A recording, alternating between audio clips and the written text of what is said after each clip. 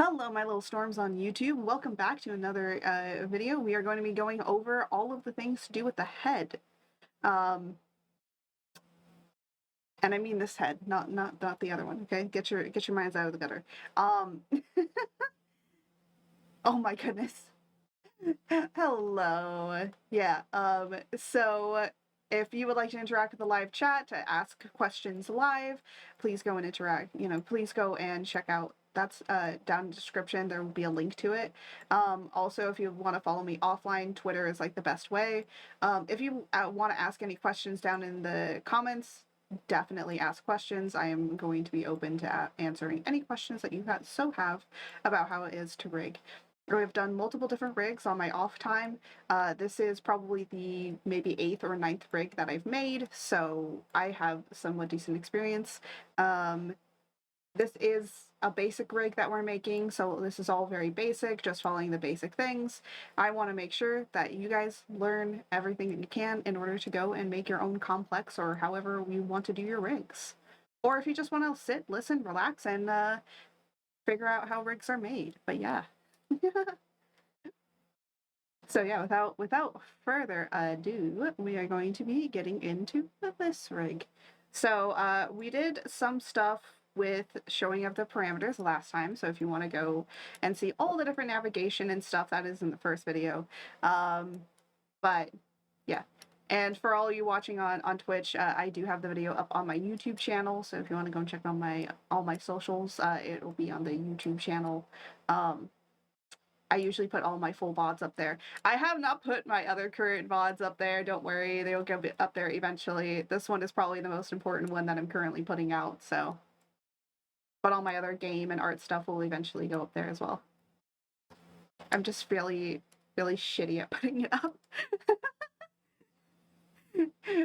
Anyway, without further ado, we're gonna go into here. So what do I have everything with? Okay. All right. So the first thing that this is all my personal ways of how I personally do it. Everyone has their own personal way of what is. Oh, I don't think this is all okay. Oh.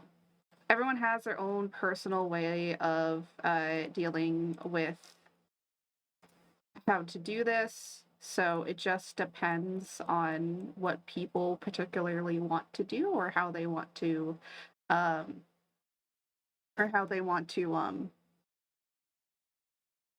trying to think of what they want to do and how they want to go about it. So it all depends. It all depends on what people want to do. Some people just do it in a variety of different ways. But this is how I do it. So the first thing that we are going to start off with is we are going to start off with doing the head itself. I sometimes what I'll do is I'll turn off the ears and the face in general, just because like the face area, this can be pretty distracting when I'm trying to model it.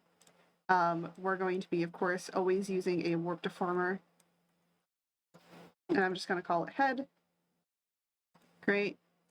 I want a little bit more divisions in this, so I'm going to just go into this division area and create some more divisions.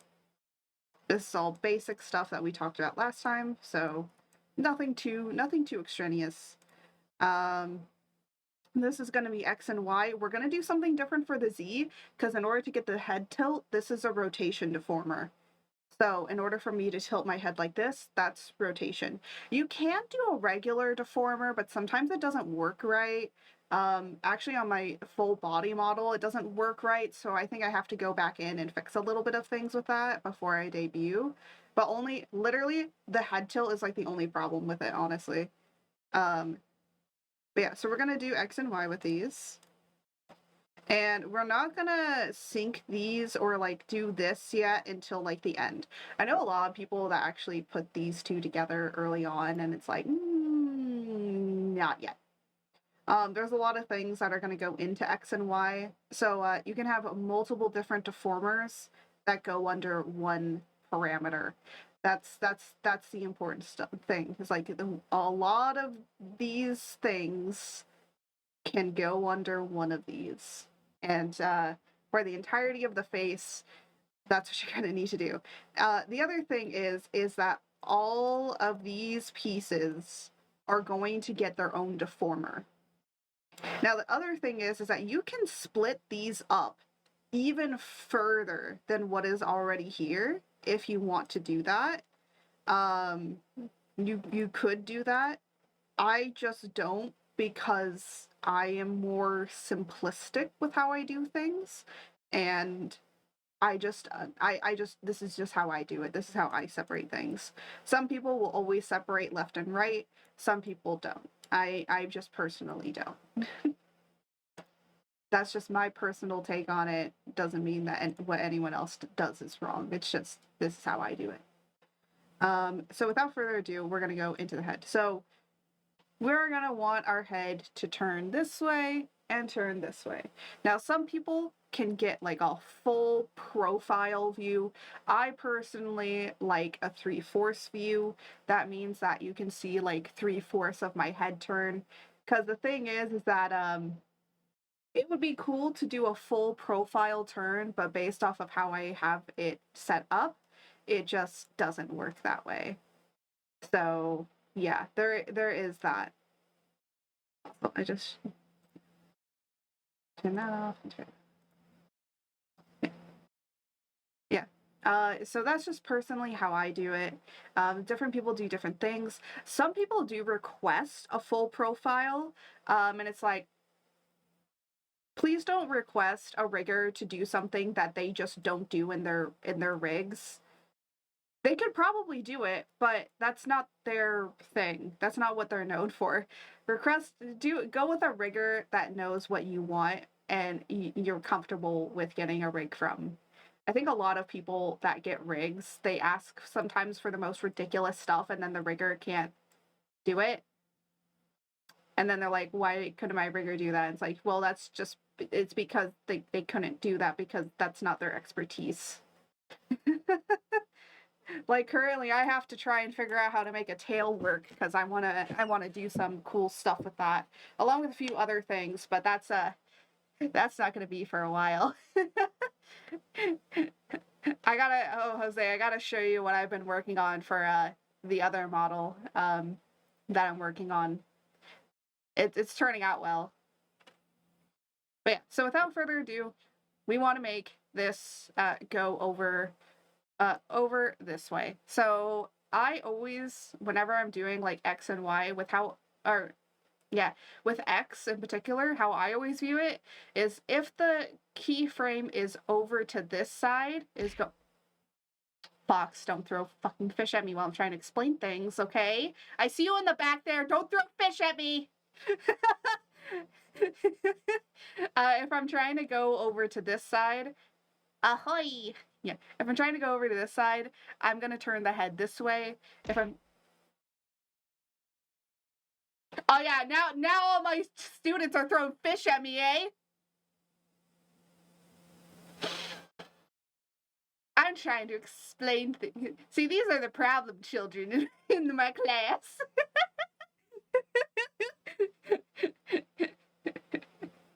The problem children in my class don't throw paper, and they throw...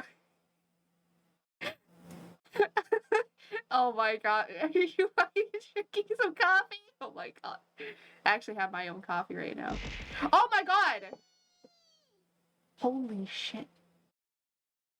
Oh, I got a little yippee on my head. It's gonna disappear in a second. So I want to turn this over here, over to this side.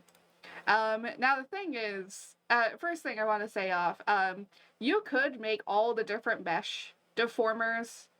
I just personally don't, because I want to get the form of how the head's gonna go, and then I want to do it. Some people are just like, we're just gonna automatically do it, but that's like after some experience, you can just automatically do it all and then like do it all in one go if you wanted to.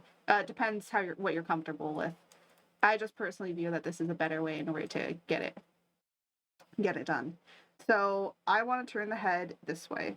So I kind of,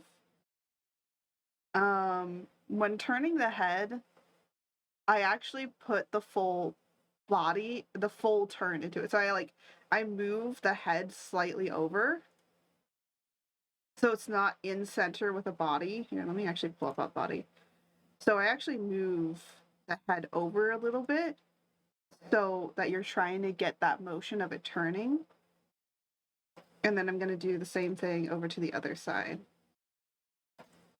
And then, of course, when the body turns 2, when we're going to make the body turn X, it will be in that symmetrical kind of line with that turn. Well, not completely symmetrical, but it'll be able to understand, like, okay, you're turning your head this way. Of course, with also with angles with the Z, you get this angled head movement as well, which is great. So now I'm going to focus more on here. Let me just turn off the body. See, this is great to have all these different folders, because then you can turn off stuff that you don't want to see yet. The other thing, sometimes the shadow can be a little distracting. So when you turn your head to the side, because I am an artist, I do know the shape of the face, or the head when it turns. So you're gonna see a lot more of the cheek. And then you're also gonna see less, you're gonna see this chin kind of go in and the head more pop out this way.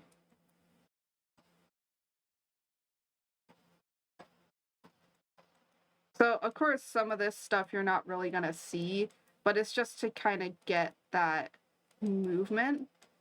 And that's all I need to do. You can technically copy this or mirror it to the other side, but that's too much for me to do. I don't want to do that, so I'm just gonna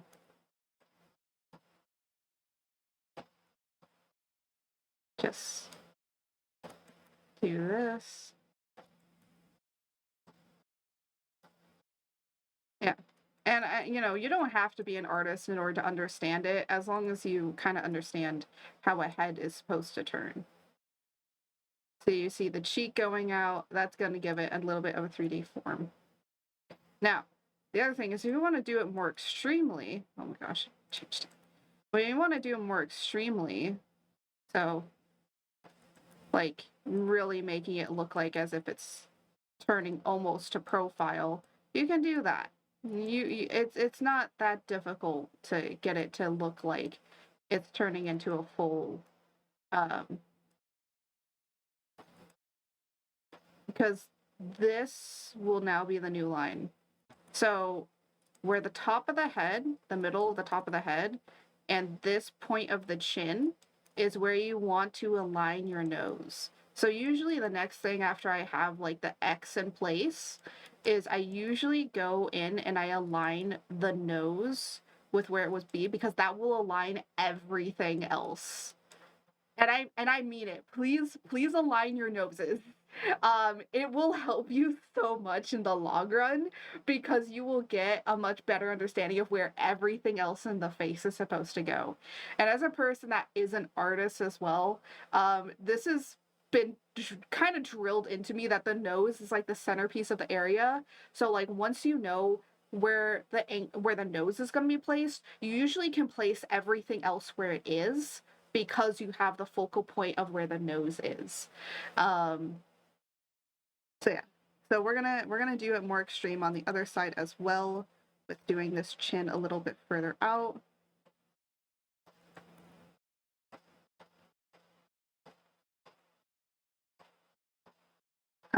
And this head is going to be moving back a little. Okay. So now we got it turning. We're doing our head turn.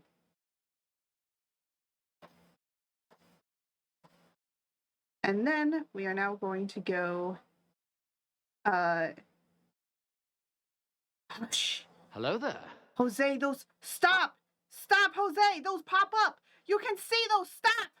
don't message me. Hello there. Hi, Warlock. Oh my gosh. Thank you for the head pats. What? Hello there. Why is George's not getting it working? Hold on. Is my... Oh, that's weird. Okay, hold on. I need to do BQBot. I need to reload BQBot. Hello. Yes. All right. Hold on. I'm gonna get some behind the scenes of how I have to set things up. There you go. I found the link. Oh my gosh. No! No, you don't need the context. Hold on. George is not working. George's thing is not working. I'm reloading BQBot. There we go. It's all connected now. Okay. No, you do not need context. You do not need context to that. Thanks. So, the next part that I want to work on, so we're gonna just get rid of all the face, except, we're gonna get rid of the mouth, except for the nose. Oh my gosh, no! Please! Oh my god. So make it, oh my, stop, yeah, I know, oh my god. So we're gonna move the nose. So we're gonna have a thing for this. We're gonna call this nose bridge. Shade. Okay, and then we're gonna create nose highlight and nose shade. Okay. So all of these are going to be put into the X and the Y, of course, but we're mainly dealing with X. Oh my gosh. How is thick not allowed? Thick is always allowed. God damn.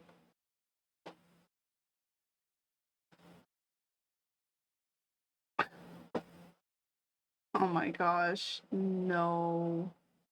I'm trying to explain things, and my chat has decided no. Fuck your explaining. We want to know how thick Thanos is.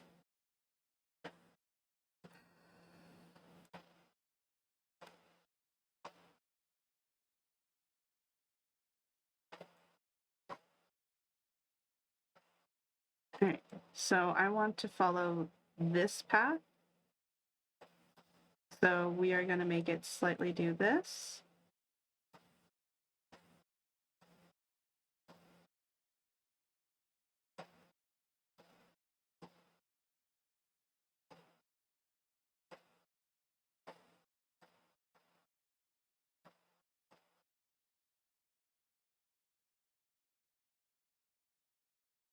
How could it? Thanks. Thank you. At least I'm 60% good.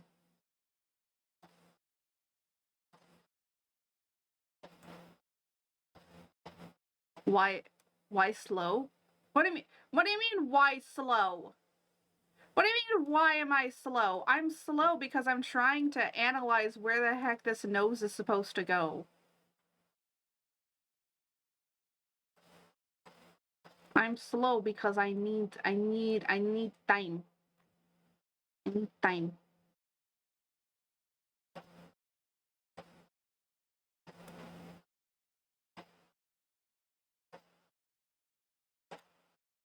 No. The 30-second wait, I mean? Oh! Oh, is it 30 seconds? Oh, yeah. It's because I had to turn on shield mode because I was getting so many bot follows. I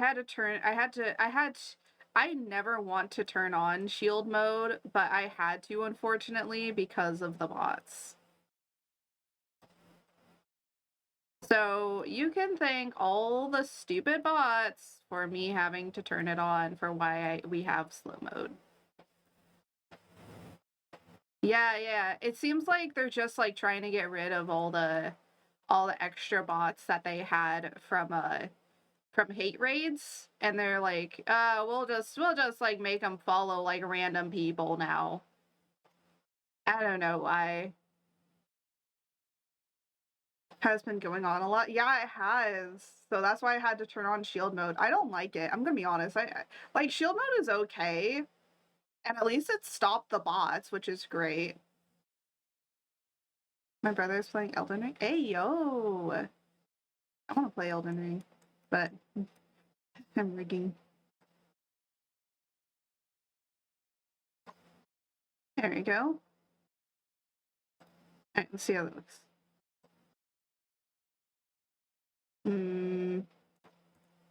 I think the nose highlight is too drastic. There we go. That's what I needed to do.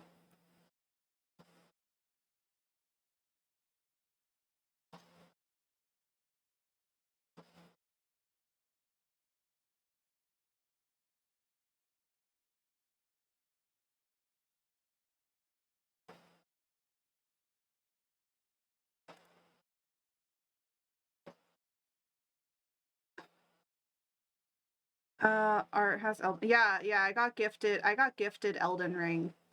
I got gifted Elden Ring by a friend, so I have Elden Ring, but my computer can run, oh my gosh. My computer can run Elden Ring. It's just I can't play it on stream because my computer cannot do Elden Ring and stream at the same time. So unfortunately, I cannot do that. Big sad. Tabby, welcome in. Hi, Tabby. Yeah, Jose told me about that that I was supposed to post in there, so I posted in there. I'm very bad about posting in like other people's like self-promo stuff areas and stuff, so yeah. Yeah, go check out Tabby. It was so fun to make your voodoo doll. I go back and I look at it and I'm like, I love that. I go back and look at that doll sometimes. I'm like, I love that. I love what I made. Yeah. Well, I have my Live2D commissions open in order to make you. I could make you it as a rig, like as a, well, I would have to redo some things, but yeah, I could make it. I could try my hands at it. I'll do my best. It might take a while if I do. But if you ever, yeah, I'm gonna have probably those Live2D rigs open up for a while, so. I need to send you some. Check DMs in a few. Oh, you're sending me something? Oh my god. Oh. I won't show it. Don't worry. No one saw anything. No one saw anything over here. Shh. You didn't see anything. I'll hold on. I'll hold on. I'll open it. Hold on. Hold on. I do have Discord on my phone, so don't worry. Yeah, I gotta turn off the notifications. Hold on. Oh.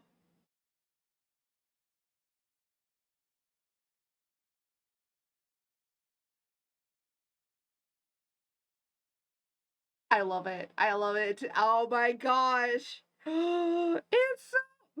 Mm, mm.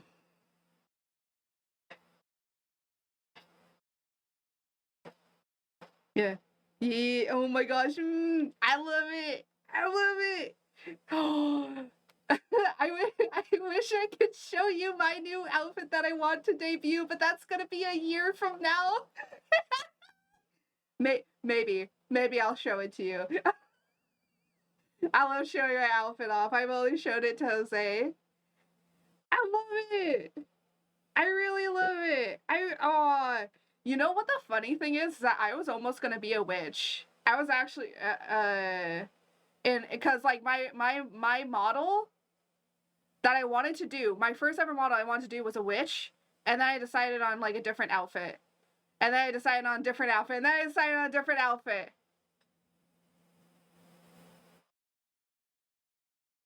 I'll just say this much. I fucking love it. I fucking love it. I love all the parts. I love it. Yeah. I'll DM you, but I don't have a full like thing. I'm still sketching it out because it's like a year out, so I have another full year until I debut that one. So I'm just working on getting it sketched out. But yeah, the model actually we're currently working on here. Let me put this to 0. Here, let me show you this one. Let me put all the stuff back on.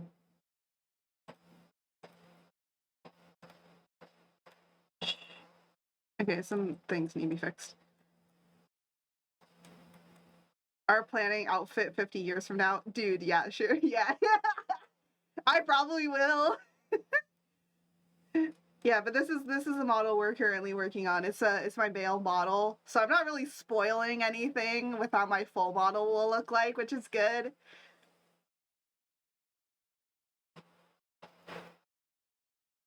So just actually the funny thing, the only thing that this model has in similarity to my full model is the boots. That's it. That's it. That's all there is. But yeah, but I started working on my other model. Yeah, I tried to keep the same color palette. So all these are so I actually have a color palette in Clip Studio. So whenever I make my stuff, I always make sure it's the same colors.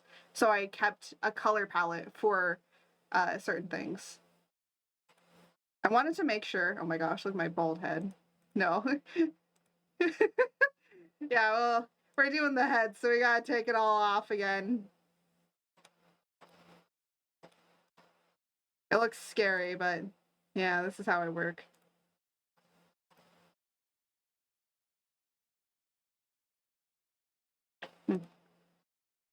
I'm trying to learn Procreate. Oh yeah, Procreate. Bald redeem? Maybe. I'm debating on a bald redeem. Honestly, it's very easy to make a bald redeem.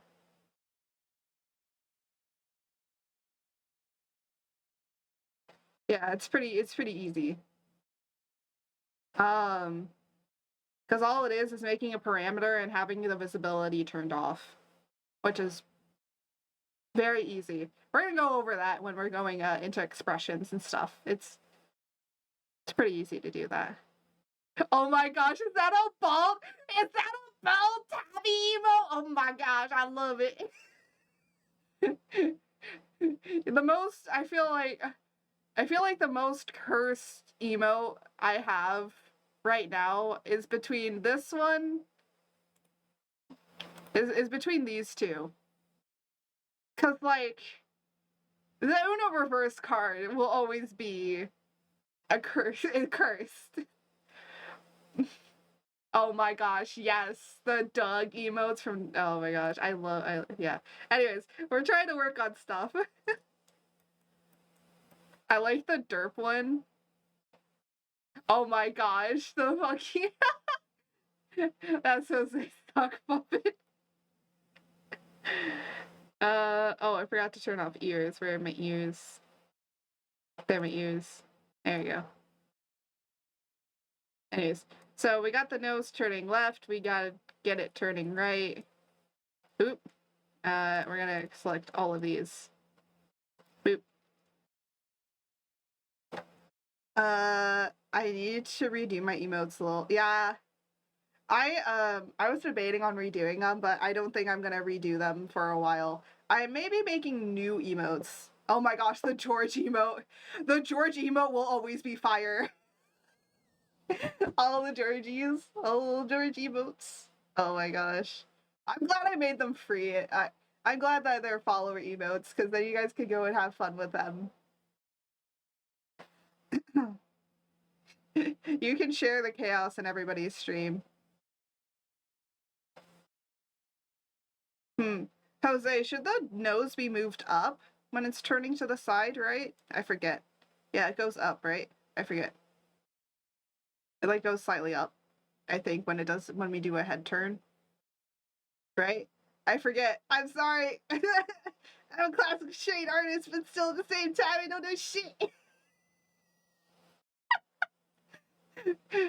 Jose always checks my rigs whenever I make them. Mother, why do you get mad at me when I order off Amazon, but when you order your sexy anime men no one bats an eye? Shush, George! It's because of when you order shit off Amazon, it's weird. Okay? I'm gonna put that out there. It's weird. How much is a model commission, by the way? I don't have full body rigs, so like this is a full body rig. Full body rigs are minimum 300, like 300 to 400 for full body rigs, but those aren't available right now. For the chibi rig, however, it's like 100 to 150. The only reason that my rigs are on the cheaper side, or at least when full body rigs.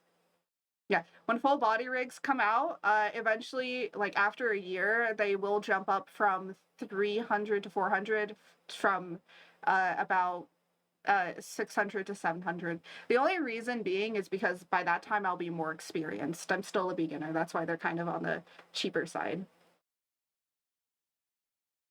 Oh my goodness. I'm getting hit with all the George emotes.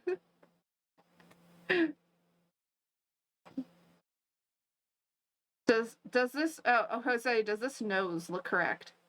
Alexa, order 50 copies of Twilight, a taser, and the live-action Avatar movie on Blu-ray. No, you better put that live action way off the list. I'll take no for when I get any money. Yeah. I do also have PNGs available as well. PNGs are like, if you want a full body, that'll be for full body chibi ones, they're like 65. For full body regular, I think it's like 100 or something. So it's about the same price as a chibi model, like full rigged. The movie needs to be destroyed. Yes.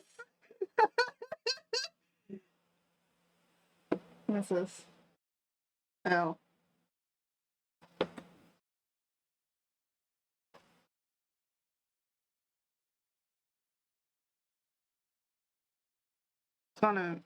I am very meticulous when it comes to trying to rig this correctly. Because again, the face is the thing you're gonna see the most, and if that's fucked up, it's gonna look wrong. So how did I do over here? Okay. So I did this, and then I did this, basically. Oh, actually, that looks way better. I might fix it on the other side.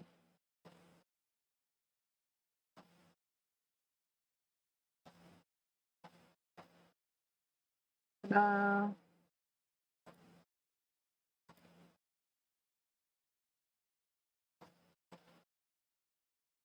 thank you for the save. Yeah, please do remind me to save my work, because sometimes when I'm streaming, I don't remember to.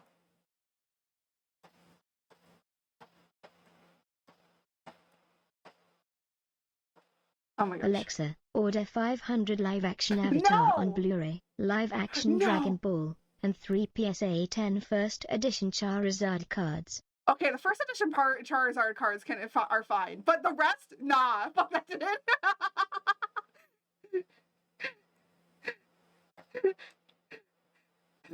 It's like the PSA 10 grade, yes.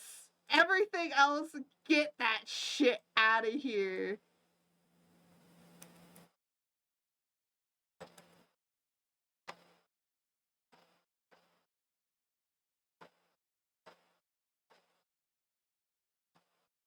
Get that shit out of here. I don't need that in my life.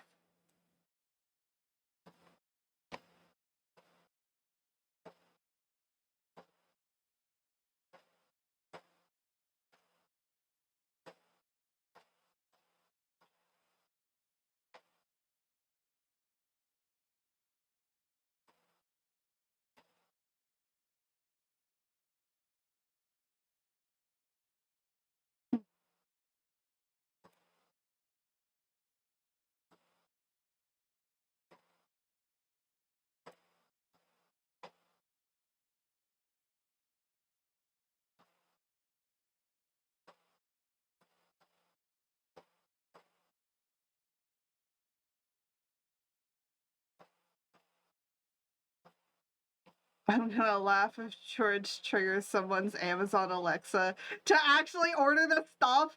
Oh my gosh. Okay, if if George accidentally actually does trigger your guys' Alexa, it's not my fault. You blame chat.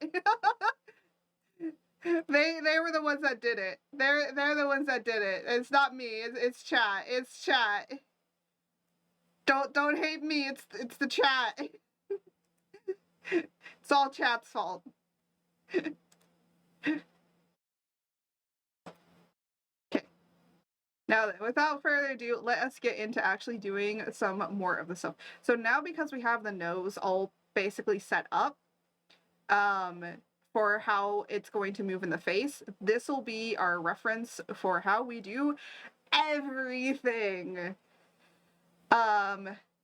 Now, of course, I might go back in after we're done with this, and of course fix it up a little bit more, so it might be a little bit more smoother than what people think. So in here, we're going to call this shade, or we're going to call it head shade, because that's what it is. So this is the deformation for the head shade. So we're going to make this really nice and clean-ish. And then we're also going to do the mole.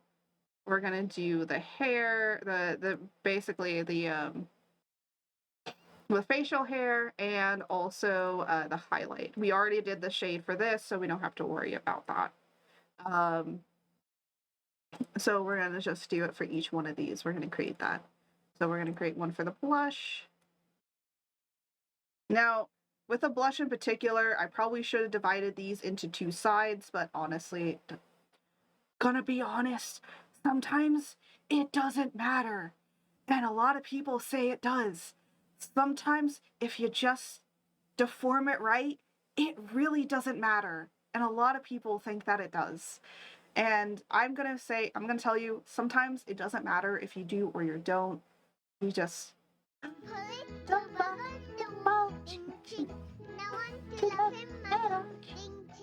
Oh my gosh, I love that sound. Lovely bingo.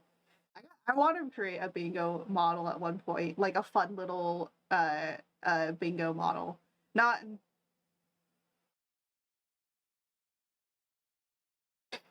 in yeah, but not in the style, but like my own personal style.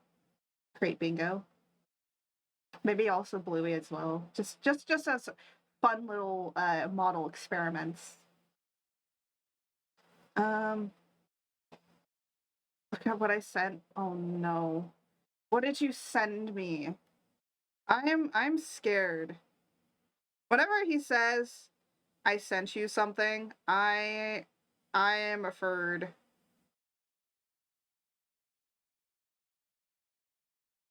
Oh no. You put it in the you put it in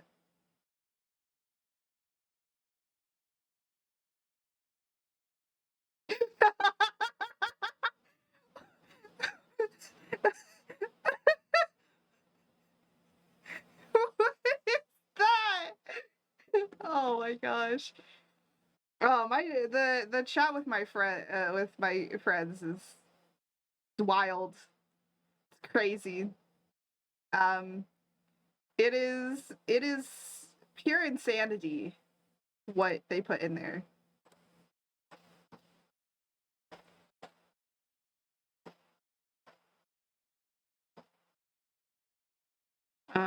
And then I need one more. Do. Why? Why? That I think I know why, but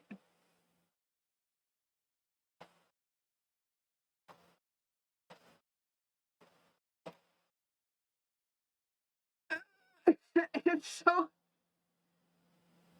um um uh oh, both have the same. Oh no.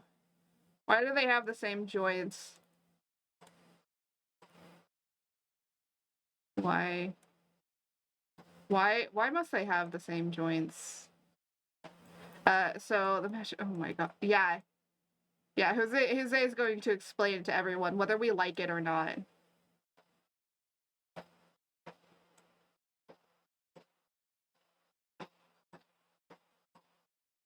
Don't laugh.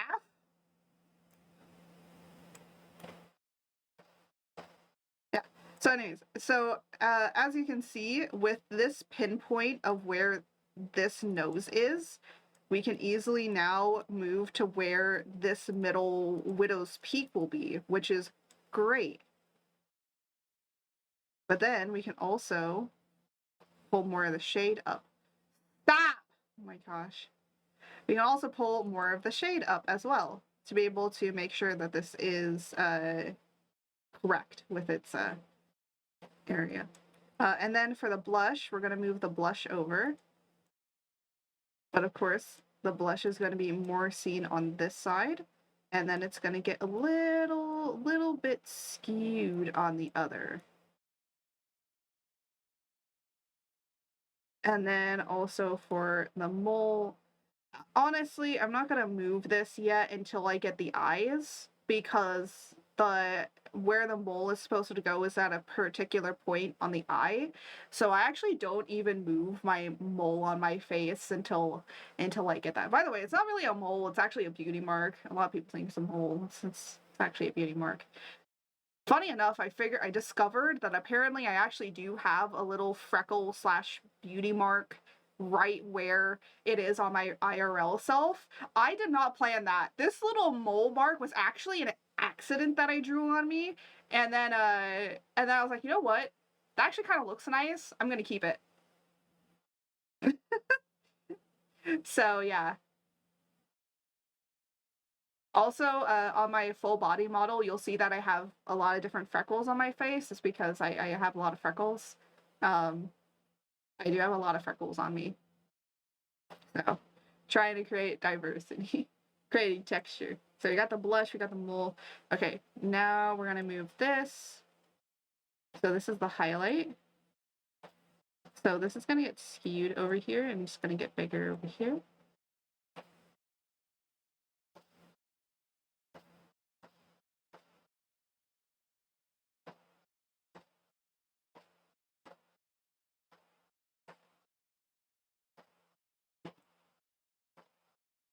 So now when it moves from here to here,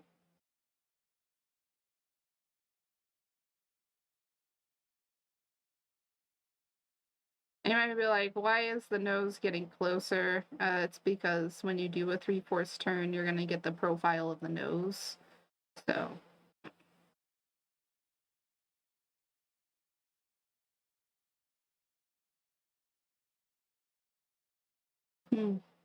Might shrink the nose down just a little bit.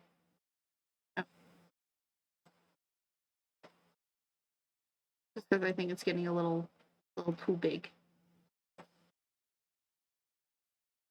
And then over here as well.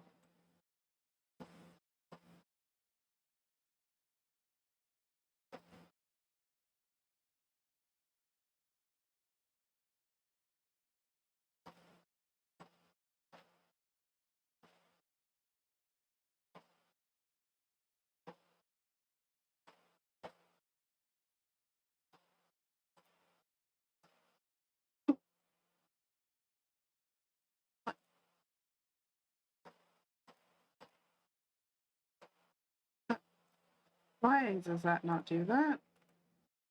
That's so bizarre. There we go. That actually looks a lot better. Hey, no bonkies.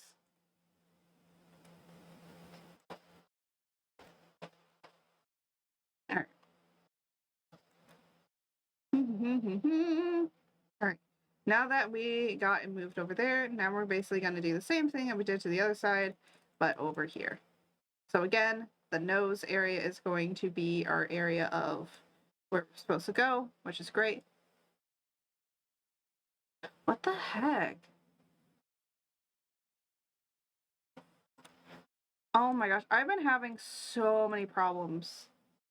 You know what? I'm gonna be honest, I think I have way too many things working that everything hates each other, that then nothing works. That's what my personal thought about this is because everything just hates it. So for context, uh I have the Twitch integrated throwing system. I have BiguBot in order to make George talk, and I have Mix It Up, and I have V2 Studio. And I think all three of those things together just are not working. And even with just BiguBot and Twitch integrated throwing system, it wasn't working either. Like, everything's fighting for attention for Twitch. Because I keep needing to close out of them and reopen them, and it's not even my computer. Oh, yeah. New PC goal? Alright, well, Alright, let's see. Alright, it's all working again. Or it should work. What the heck? Hold on. Why is... No, hold on. This is not in the correct place.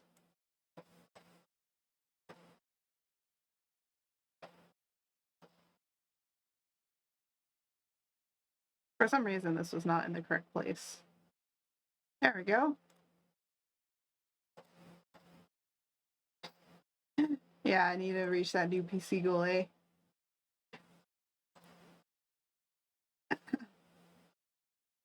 But yeah.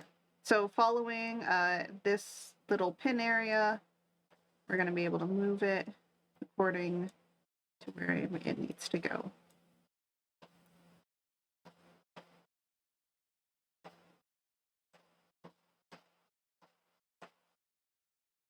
Or it's running off a potato battery. Oh my gosh. I am not running off of a potato battery, but sometimes it feels like that, eh?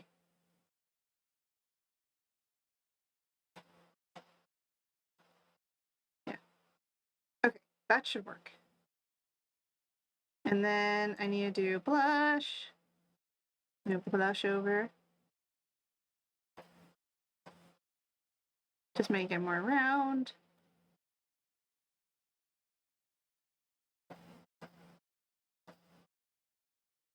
Move the shade over.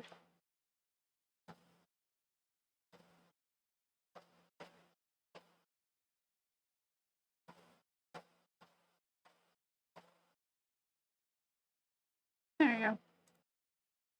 And then we just have to do, now then, we have to do all the same things, but in X and Y. So I will, I mean, not in X and Y, in the Y. So going up and looking down, going up and looking down.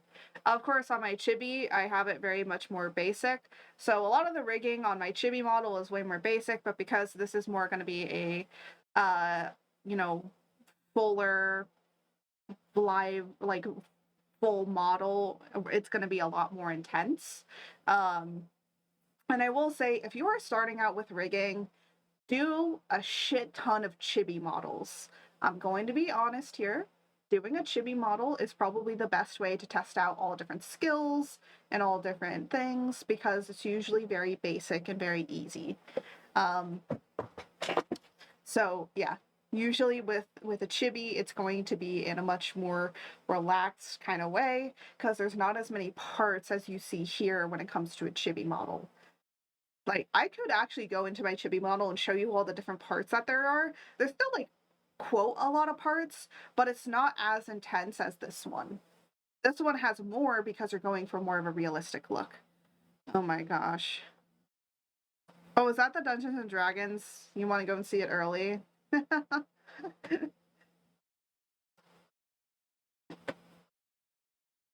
So whenever I'm going positive, it's going to go up. So I usually shift the head slightly up. Now, when you're looking up at something, yeah.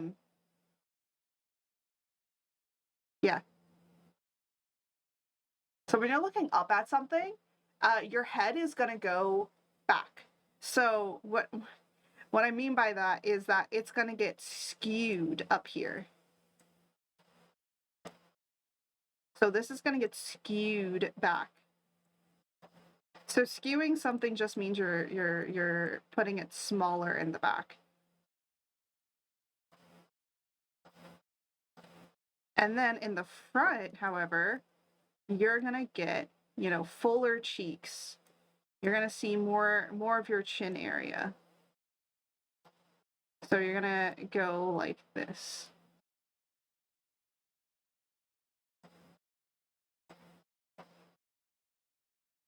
Like, you're going to kind of see what's going on in the back, but then your head is going to be more, now this is called like foreshortening. So we're foreshortening this head to look smaller. Are you sure you want all this? It's pretty easy to turn them off. Here, let me go into my notifications. Here. Oh, are you kidding me?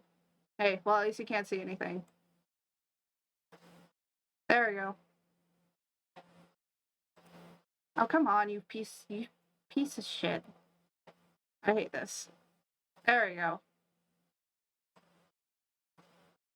And let me go and turn off notifications. Yeah, I know, that's all they saw. Here's where's my notifications? I actually do want to turn notifications off anyways. There we go, notifications.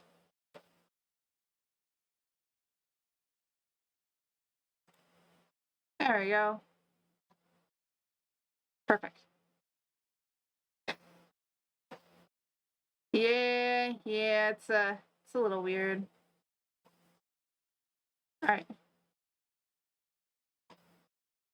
Is there like a little save button or will it save automatically? Good. I hope it saves. So I turned off that. Okay. There you go. Done.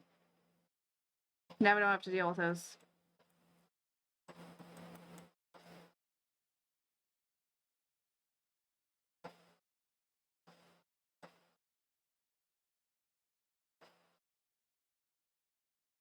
Yeah. They send me super cringe stuff.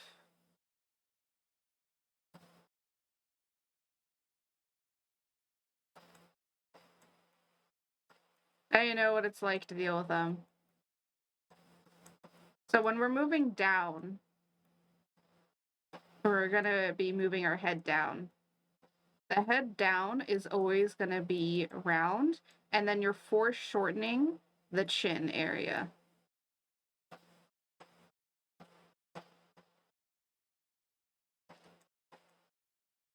Oh, let's just get back to what. Yeah. Just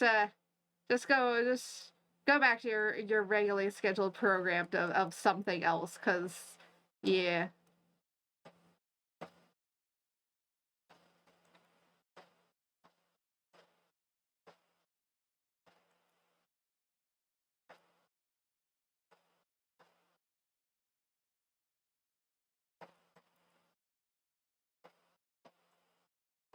But there. So that's gonna be the top of our head. Lower French fry is very, yeah, it is.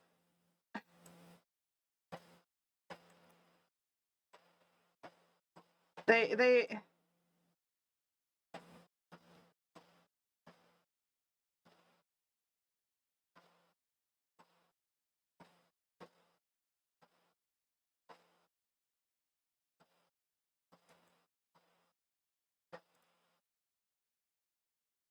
You know what? I just realized what I forgot. I forgot to do one for the facial hair. We're gonna go back and do facial. I forgot to do the facial hair for the.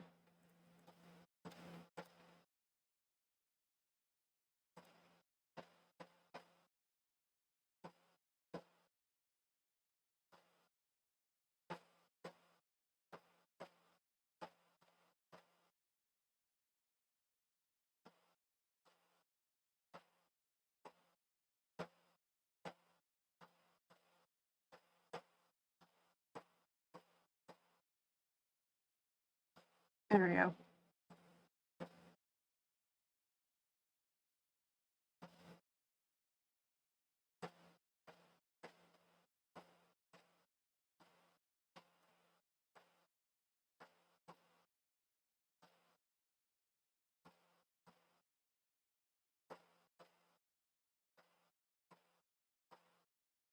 There we go. Got my little bit of facial hair done.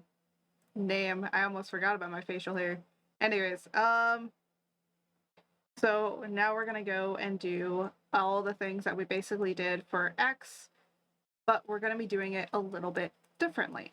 So when you're looking up, because you're getting more of the highlight, or you're moving up more to the light, you're not going to see as much shadow going on. Most of the shadow is going to be self-contained up here. The other thing is that this shadow actually does tell me exactly kind of where to place the hair. So I'm doing a little bit of a shade on the outline. So it's still getting a little bit of the shadow on the outline just to kind of frame it. But for the most part, it's going to be mainly in shadow. So the hair is going to be very much up here. And we will be moving the nose.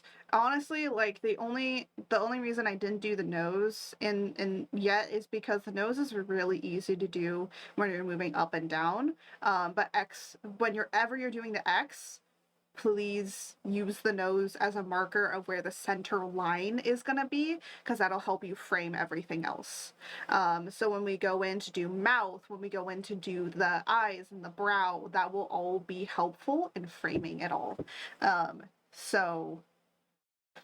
when it comes to Y, it doesn't matter.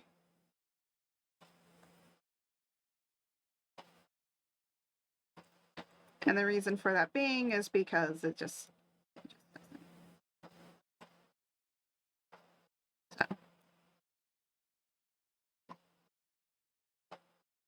And as you can see, you're going to see more of the shade in here because you're seeing more of the top of the head. So here you're seeing less of the top of the head, and here you're seeing more of the top of the head because it's moving down. And next, you know what? We can do the nose. We can do the nose next. The nose is easy. Honestly, just move the nose to about here-ish. Usually about the, it's always going to be about the middle of the face. Here should be fine. And then moving down, nose is going to be a little bit closer. So here, and then this, this area, or at least mostly this part of the nose, is going to be popping out a little bit because of the way of how things are. So this is actually going to get skewed. And this is going to get bigger.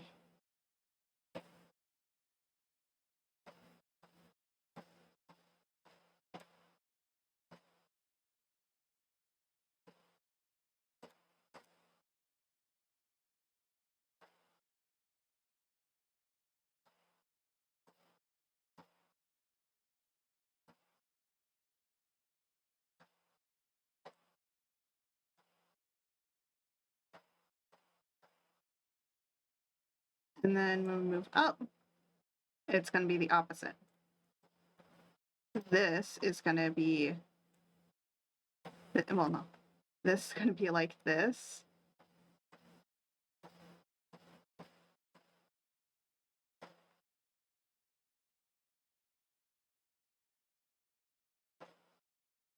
Especially in moving downwards, because you're going to see a lot of the underside of the nose. And then this is going to get skewed a lot.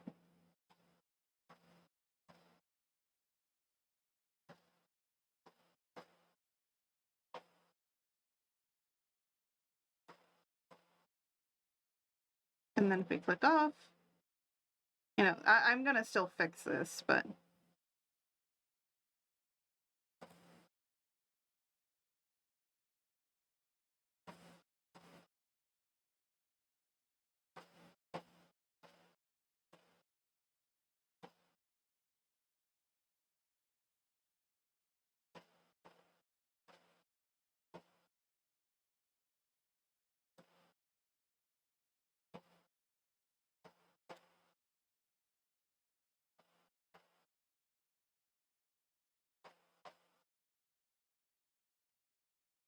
so that you get the nose going up and moving down. Ta-da! You got the nose moving. And now we're going to do that to basically the blush and the shade. We could move the mole in this case because it's just moving up and down, and that should probably create a nice base of where the eye, or like at least near to where the base of the eye is going to be when we're moving the eye. Now, the thing is that the reason that I haven't put the eyes yet in here is because I want to do all the head, and then we're going to go into here and move all of those to be in X and Y. And then we'll be moving on to eye and mouth. Now, some people, go into different, have their own process of how they go and do different things. This is just how I'm going to do it for this particular stream and also the recording. And as you can see, we've been spending an hour on just doing the head, so it gives you a perspective of like how much time and effort kind of goes into it, and also to why the prices sometimes are the way that they are. That's just how the cookie crumbles. I will say most of the time of why certain thing, or why rigs actually cost the money that they do, is mainly the art side of it, is creating all of the divisions, all the pieces of the art. So I understand that, but then when it comes to the rig, sometimes I personally feel that the payment doesn't justify the rig, may justify the art, but may not justify the rig. So it's like a two-way street. Chibi? Okay. Go take a shower, you stinky man.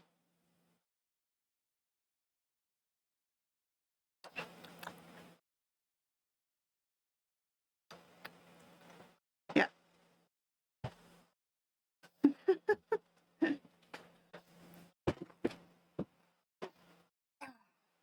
But it is a lot of work just to even still do the rig. So after about a year, or it likes me, oh my gosh.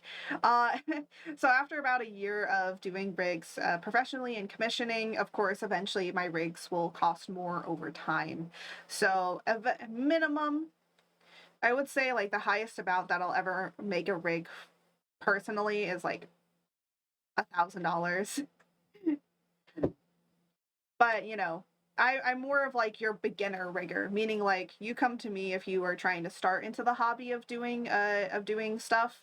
You come to me to get yourself like a good decent rig for what you want, what you need, and then upgrade to like a different person later, or if you want to come back and I expand on more things, who knows. But yeah, it depends on what people want and what they want to do. So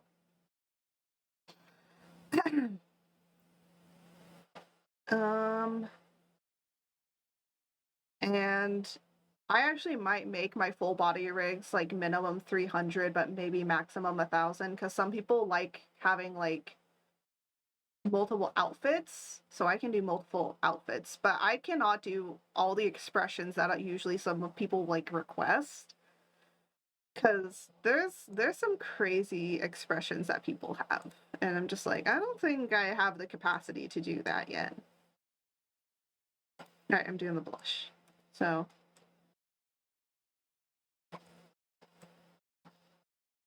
maybe it was good I did the nose, because this helps me with framing where the blush should go.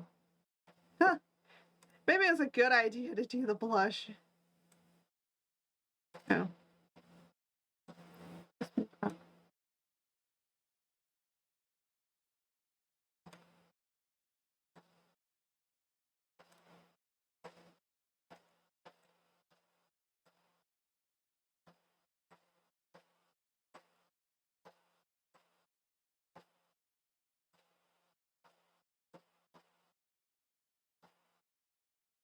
There we go. And then down.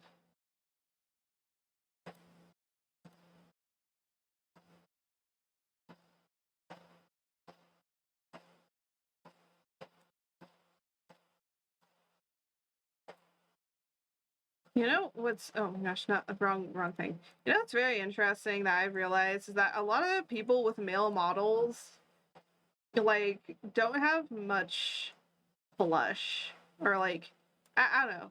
I feel I feel like some of my models are very well rendered. I'm gonna probably be the person that has really good rendered models. Like my models are always gonna be nicely rendered. It's like just because my art is nicely rendered.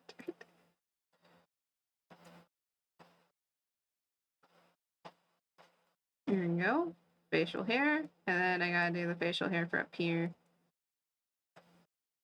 I'm gonna have to make this bigger on the sides. Hold on.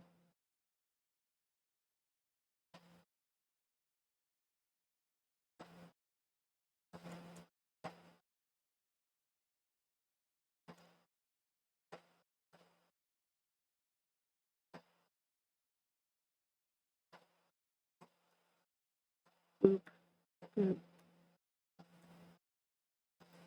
I will say that's, I know that because of how I want to rig my models, or like at the price point I want to make them, I know I'm gonna get people that are gonna say, you should, you should be pay, you should be having people pay more in order to get a rig from you. And I'm like, nah, because why should I make people pay so much to get a good rig? I'm going for customer loyalty here. Customer loyalty. And customer loyalty, if you want to get good customer loyalty, you gotta you gotta do good things for good people. And that to me right now is gonna be good affordability. Anyways, so now, oh shit. Now I wanna go in. Okay.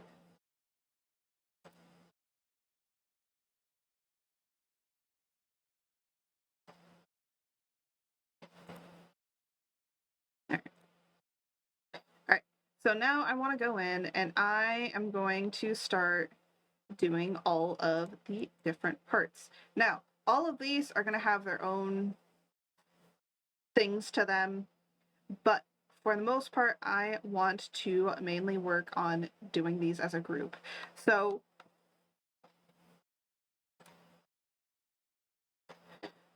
this is going to be a parent, and then what all the things underneath are going to be is going to be children. So let's do mouth, create that. And then for teeth, mainly I'm just going to do this for the teeth. I want to create a deformer for here. So we're going to call this top teeth. And then we're going to mark it.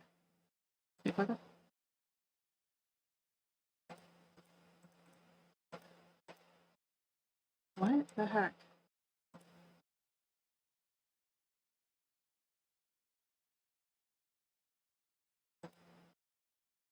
Oh, set as parent of selected, yeah.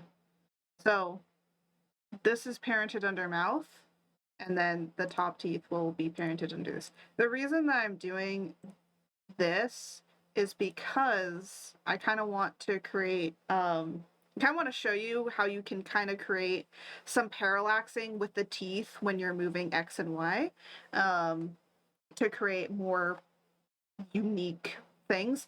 Now, of course, these teeth aren't specifically good for that, but I can show you at least an example, because some people want to kind of like do more parallaxing with the teeth. Now you might be like, what is parallaxing? I will explain when I get onto other things. So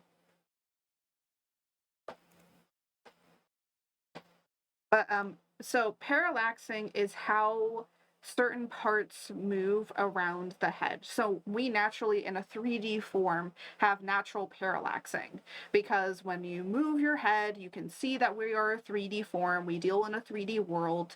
So, but with 2D, you don't have that kind of 3D aspect. So you have to kind of cheat it. And this is where parallaxing comes in. So how the shade is moving, this is parallaxing.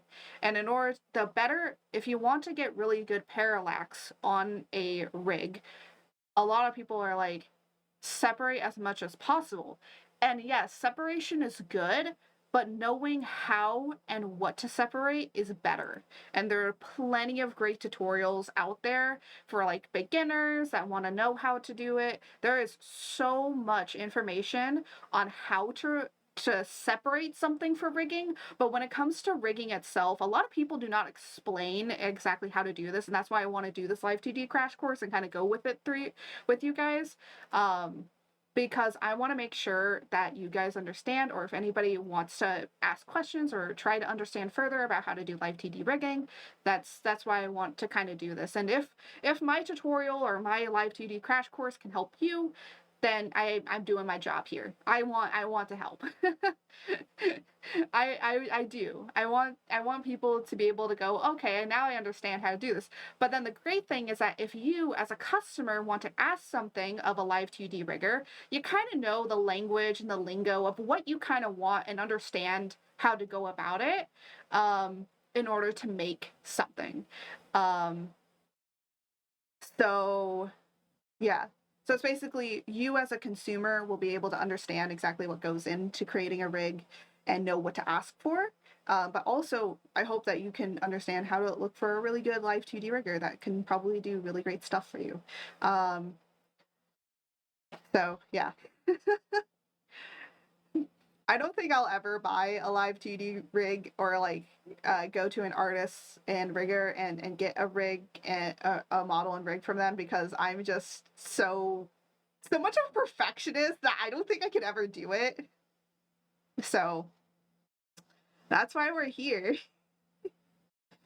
Anyways, so without further ado, we're going to be moving the mouth. So once you have most of the head already done, this makes it super easy to do basically everything else, which is fantastic. So we're going to take the entirety of the mouth and basically move it to the areas that we need it to.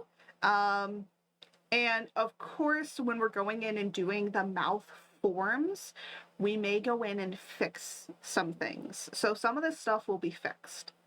So we're going to move it over here because this is where the mouth is. And then we're now going to form it to the head. So because I kind of understand some things of how mouths are supposed to be in a 3D form, it's a little bit easy to kind of formulate this into being where it needs to go. So I'm kind of trying to match this to be with the head.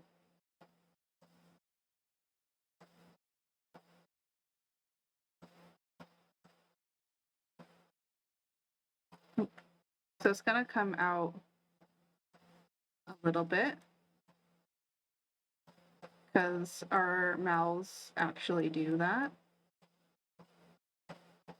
So if you've ever known how your mouth is, someone actually there's some great artists that make really good like art tutorials. I will say something that does help when you're rigging something, especially when you're rigging something, especially if you've done art before, is understanding how like a human body is.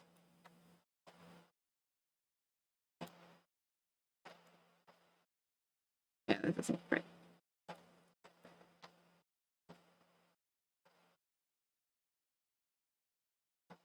Kind of understanding like the ins and outs of the human body.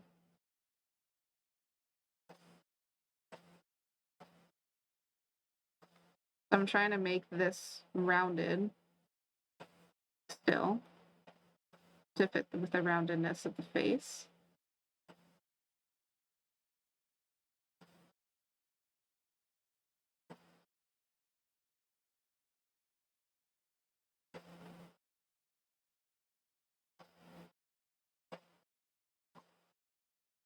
Sometimes separating up the lips and the bottom will probably be helpful in trying to formulate this more, so we'll probably do that.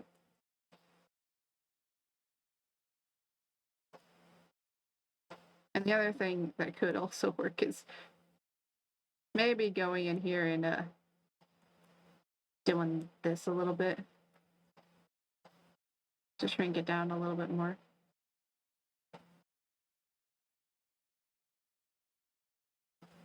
But remember, we want this to go kind of like that.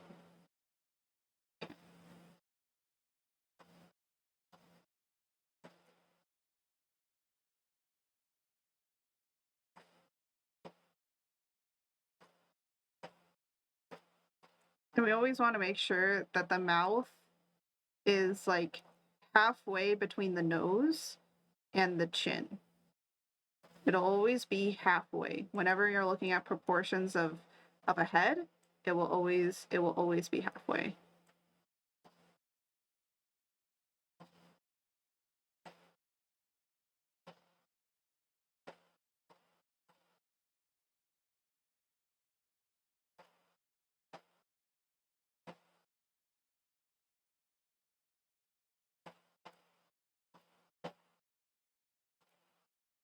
Actually, I think that mouth works better. Okay, I think I know how I want to do the other side. So what we're gonna do is we're gonna go into mouth, and I think I can delete this keyframe from the mouth. Yeah, I can. There we go. So yeah, you can individually, like, if you want to get rid of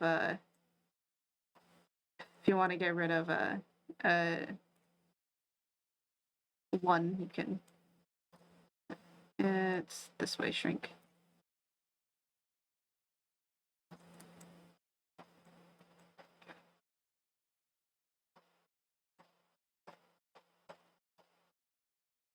Nope.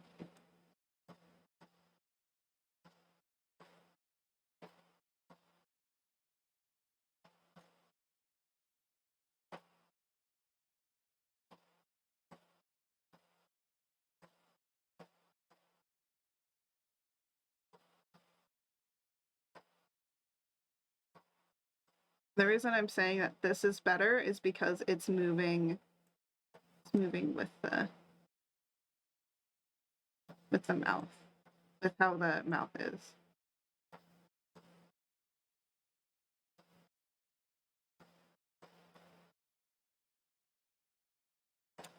So that shows kind of the roundness. Now the other thing is that it looks like with how I actually have the nose and where the chin is, it's wrong. So just gonna move the...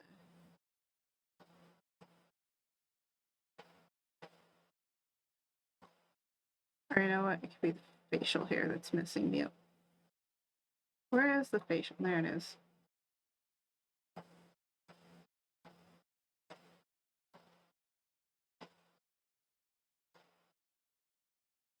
Aha, that's what it was. The mouth does need to move over more, actually. There we go. Now that lines up better.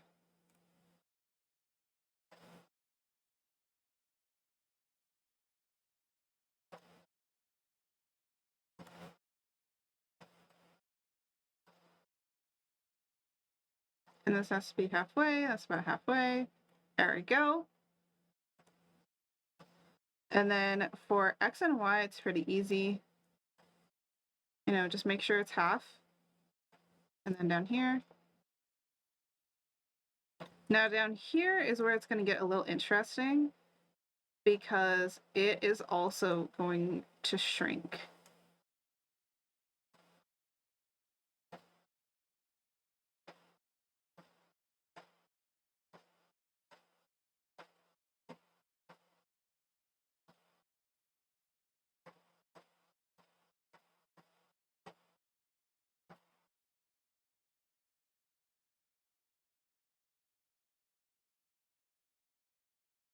Okay.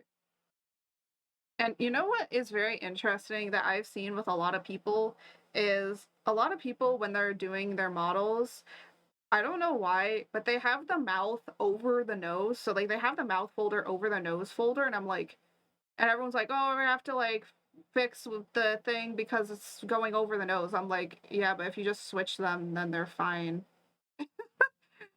You can actually switch up the order of these folders in here. A lot of people think you can't do that. These are not locked. You can move them. Unless I do that, then it's locked. But yeah, you can move these around. So if you want the mouth to be over the nose, you can. I do have the mouth above the blush so that it doesn't fix with anything, but I could always move the blush above the mouth so it doesn't get any weird distortion. So I could literally go take this and literally put it right here. I could even take the highlight too, because the highlight needs to be on top. And it's like, oh, I need to do this as well. Okay, cool. But guess what? It doesn't mess up with anything because you've already rigged everything, so it doesn't futz around with anything. And then guess what? When you move your mouth and stuff like that, won't harm anything to do with anything else. So that's a cool thing that you can do. There you go. I taught you something new that you probably didn't know that you could do. Oh no. All right. Now then, with this mouth, this is gonna get bigger because this is now closer to you. And there you go. That's all you need to do really with this mouth. So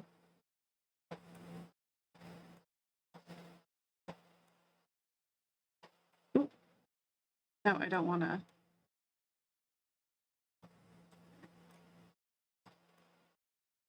But yeah. See, like I said, Y is the easiest. Y is easy. X is the difficult one. X is the problem child of everything. So we're gonna do eyes and brow. So there's one of two ways that you can do the eyes and the brow. You can either have the entire of the eye, like these both. So here, let me show you just how I do it. The eyes in particular. So we're gonna select all of this, so all of these, and we are going to call this, what is this, eye, right? Okay. Great. So this is all the eye. Cool. Now, of course, everything underneath this will get a whole bunch of different things. And then we're going to come up to here, and we're going to call this eye, yeah, it doesn't matter. Eye left. Okay, create. Does that also select everything in here? No, of course not. So we are going to put this under eye left. So if you forgot, like, oh no, I forgot, here, let me actually undo this. So let's say like, oh, let me check to make sure, oh no, it doesn't have that. Don't worry. You can just easily select anything that you need to, go and look for it. This is why you have to have things named. It'll be so easy to make sure that the entirety of your eye comes together. So anyways, without further ado, let us do that. And then, of course, in here, we are also going to add it as well. So now when we move the head, we're going to be now working on the eyes. Now, you can put the brow into here, but honestly, for better parallaxing, we are going to do a separate thing with the brow. By the way, you're going to probably have two deformers on the brow, and I'll explain that later when we start getting into eye, especially when we get into the brow form over here and all of that. So there's a few different things, and then we'll be also going over more tools, but we're just trying to move the head around so I can show you exactly how all of this works. And once we get the eye and the brows all working, like, hey, the head's the head is basically rigged, and then we just need to do the ears and the hair, and all of those I'll go over and how I do it. Different people do different ways. This is just how I do it because my hair is very simplistic, but I'll show you the other way as well. So there's two ways to do it with the hair, but we'll get into that when we get into it. So we're gonna start with X. We can technically take both of these eyes and then move it over to the correct position. Excuse me. So it looks kind of like the eyes go up a little bit here. And then with this, all we're going to do is that. Now you could make it a little bit more 3D-ish in doing this.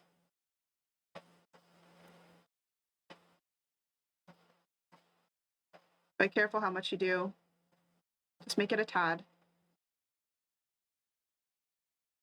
Don't go too crazy, because I'm gonna be honest, I have fucked up with my eyes before because they just didn't look right, because I was doing something weird.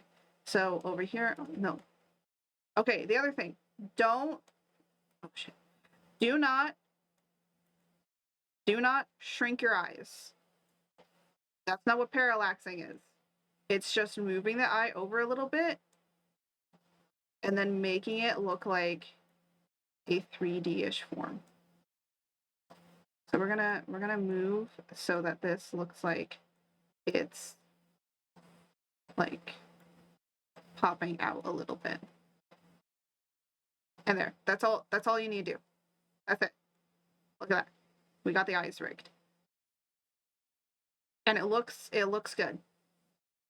It looks good with what we need. Of course, you know, it looks weird because there's no hair. And I'm gonna be honest, a lot of stuff with rigging will always look weird. Especially when you don't have the hair on. It's always gonna look strange without the hair on. So with it moving up, oh, hold on, let me turn off the browse. So with it moving up, the cool art trick I learned, still need to shower, but real quick, the new Bayonetta game demo dropped on eShop today, and save data transfers when you get the game. Yeah, I know, I saw that. I saw it.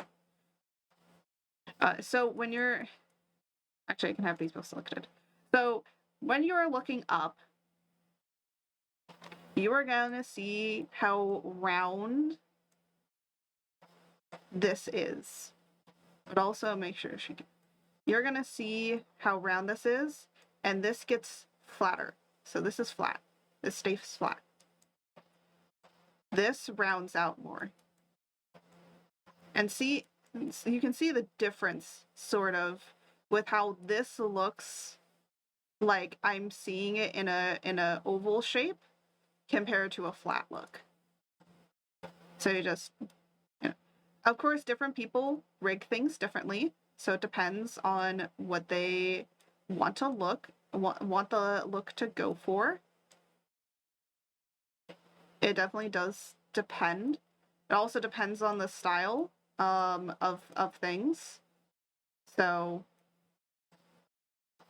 depends on their own independent style as well. Now, technically you could shrink them, but again, that kind of looks a little weird. Sometimes shrinking it like this can look a little weird-ish. So just gotta be careful with how you're gonna rig these. And then here, because we're gonna round the bottom instead, because you're gonna see the bottom, and then the top is gonna get flatter, or as flat as you can possibly make it.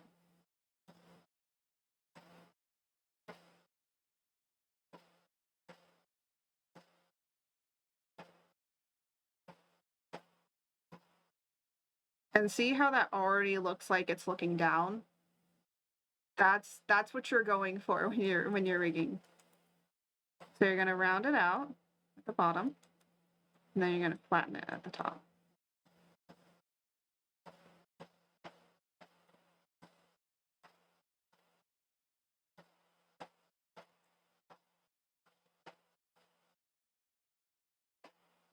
And by the way, when we go into doing the blink and everything, because this is already rigged, it should work. Now, if it doesn't, it's okay. We can go back in. We can see kind of what we did wrong.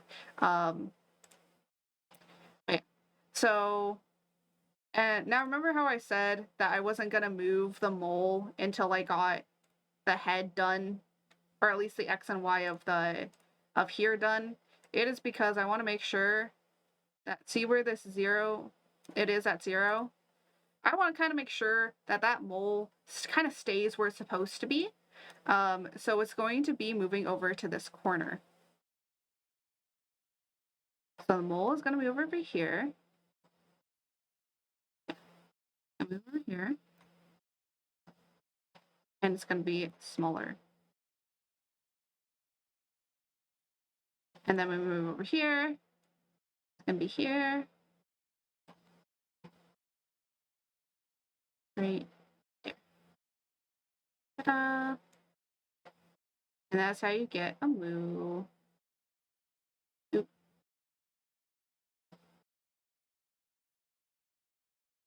Actually, this needs to move up. Because this goes into the brow.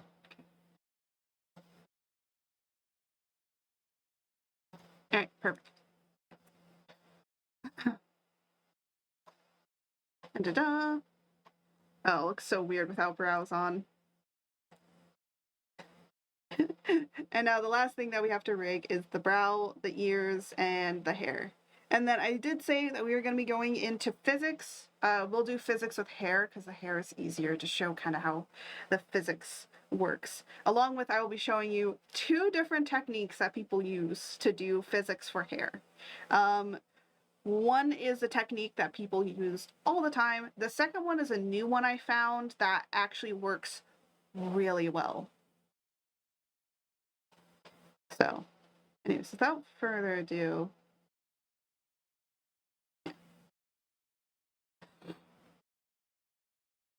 oh my goodness, anyways, so we are gonna go into les brows. So, brow head. So we're gonna call it brow head, brow right head. This just tells me it's gonna be the head movement one. And then this one is also, oh no. And then this one is gonna be brow. Brow left head. Doesn't matter how you name it, honestly. So both these are gonna get to here. And I'm gonna start over here and move it over here. And over here and move it over here.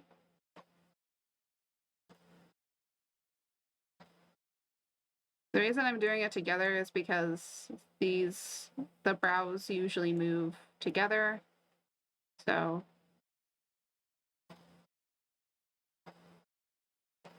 there we go.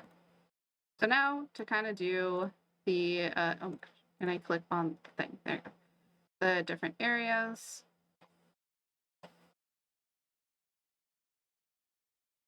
And then,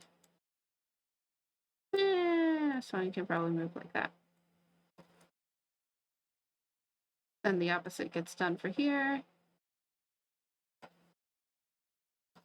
Now, a good way to tell where your brow should end is your brow should actually end at least to the corner of your eye, maybe a little bit further than the corner of your eye. So it having a little tail like this at the end is where it should be, because yeah, that usually a best way to angle it is just get an angle on it. If you've ever done eyeshadow before, I think you know this angle. At least if you do eyeshadow. Anyways, so yeah. And then angle here.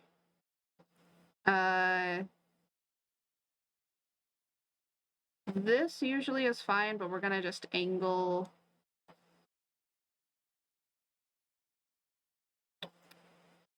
hard. This is the hard. This is on for brows. I'd say Y is the hard one to do. I mean, you could basically keep it at what it is, and it will still be fine. Honestly. I actually want to move the nose down.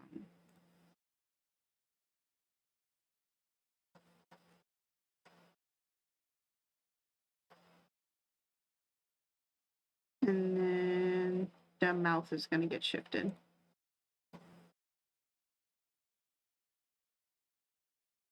There, that looks better. Okay, and now we got the head basically done. So when I link these, oh, we're having some problems. Why is it doing weirdy shit? Well, that's because the edges are not synchronized. So we're gonna take these. We're gonna go to modeling, and I think it's parameter, and we're gonna say synchronize corners. Now the thing is that I am not going to do this right now, but that is what we're going to do once we get to the end. The reason, I mean, you could technically synchronize corners throughout the entirety because like it'll just synchronize the corners, whatever. But we have hair. We also have, actually have, the first thing that we need to do is do the ears. So, right here. There we go. So we're going to do the ears first. Now, I do have the ears separate. Oh, these are not separated. Well,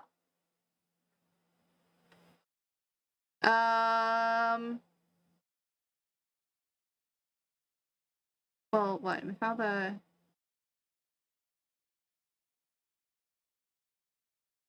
You know what? Let's try and actually hold on. We're gonna do it. We're gonna do a stupid thing. Technically, your ears should be separated, but because they are not, we are going to just try a way of like, hey, you forgot to separate your ears. Well, it's okay. So the thing that you might notice is like, wait, why are the ears in front of the head? That's because the way I do my ears is vastly different than how most people do their ears. And that is, I actually do not have my ears behind my head. I have them in front of my head. And a lot of people might think that that is stupid. No, it is not. You get better parallaxing with your ears, and I'm sick and tired of seeing people place the thing behind the head.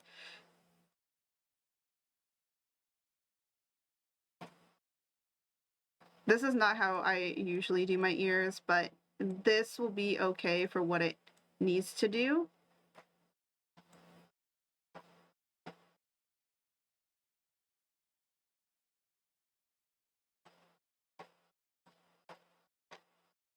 But you're like, oh no, you forgot to separate your ears or whatever, okay? You're like, oh, you know what? This is being too hard, right? Oh no, I forgot to separate them. No, shooty dang. Shooty dang, right? Oh no, I forgot to separate these and it's really hard doing this shit. Well, don't worry. We're gonna delete that, okay? Cool. I am going to now hope that my thing doesn't crash. I am now going to open up whatever the drawing program was that I did all the separation in, right? Okay. We're gonna open this up. We're gonna say shooty dang. We're gonna save this. We're gonna still save this because we have stuff that we did. So we're gonna be like, shooty dang, we forgot to do this. So we're gonna go and we're gonna say open. I was working on some stuff.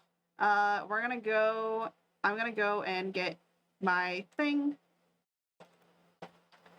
We're gonna go over into wherever it's from. Okay. Where is it? This one?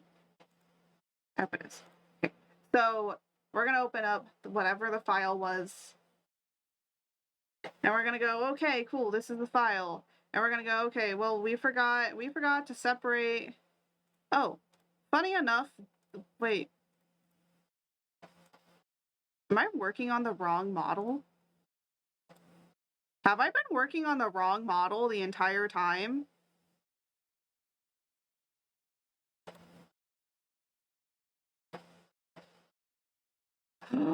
I have.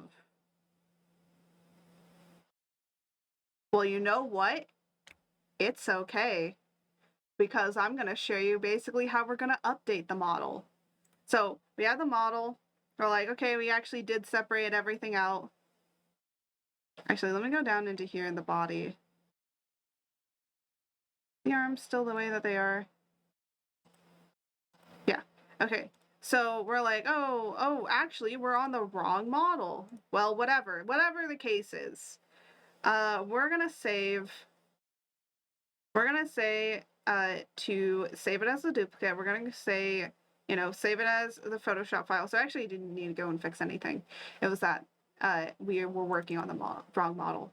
We're gonna go into, so I'm gonna go into my files, and we're gonna save it as the new file. Okay, save, yes. And then we're gonna be like, yeah, save everything as it's supposed to be, a-okay. Everything's like still kind of basically named, it's in its own folder. And then, now because we've saved, it's gonna be okay. So we're gonna go in here, and we're going to say, file, we're gonna say, oh my gosh, where it is, where is it? No, not resize. Edit. Search and replace. Is it this one?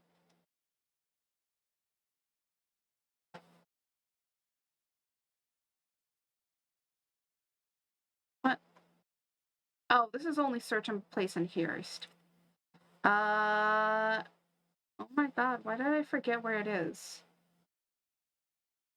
It was like update model.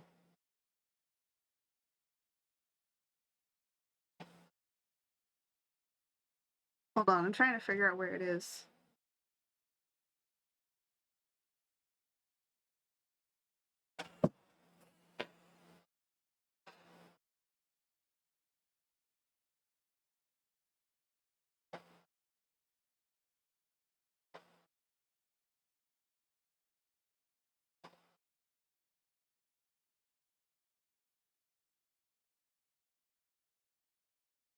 Hold on a minute.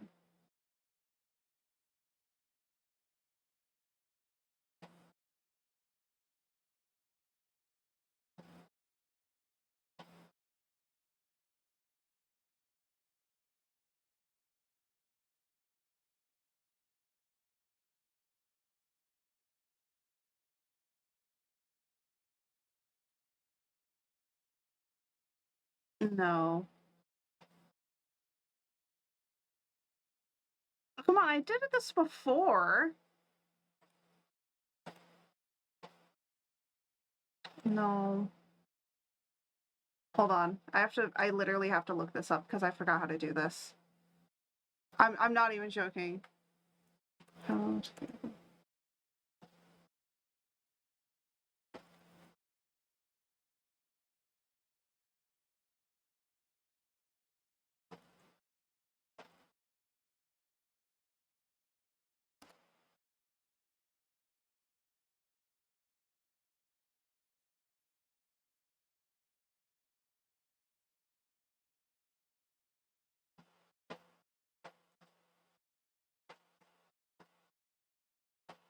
There you go.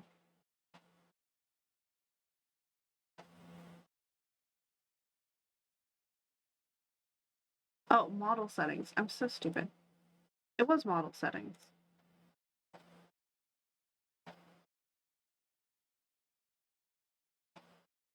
No.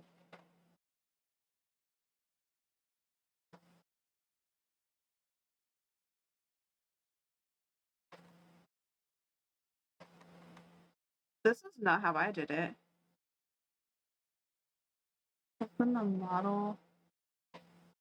Wait, save. State ready for import. Okay. Open the model to be replaced. Oh, I'm so stupid. I'm so stupid. No, you go. Okay, you go to. Because I'm like, I know I've done this before because I had to update something on another model. Yeah, so basically you're in here, but you go and you basically drag and drop it in. Yeah, so you don't say create, you click on here on the model. So you still drag and drop it in the same way that we did to import it, but you click on this model and you say okay. And you say replace, but it will update it. It'll basically update it. And you say okay.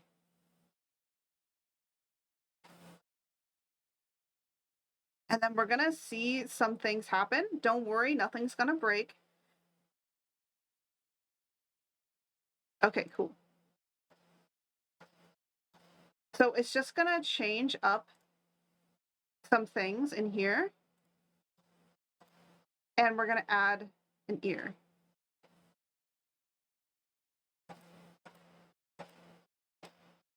There's literally no difference here. So here I'm going to actually delete these. We don't need this. But this ear, we're going to move down here. And then this one, what we're basically going to do is that I'm going to copy this. I'm going to say copy. Hello. What the fuck? Oh God, is it breaking? There we go.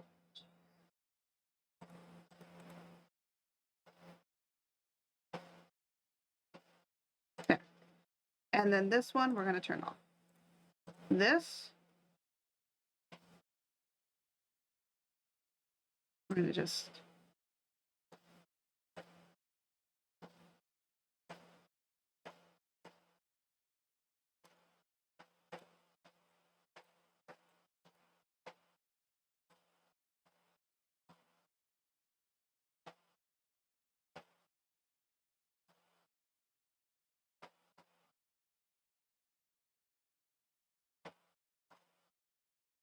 we're just going to make sure that it's the same. And there we go. We have we have this here. I have this here. Perfect. So now they are separated. Cool. I'm going to still keep this in here. And then these all, we can delete these. Yes. And now for these, we're going to go in, no, we're going to go and auto mesh them as per usual.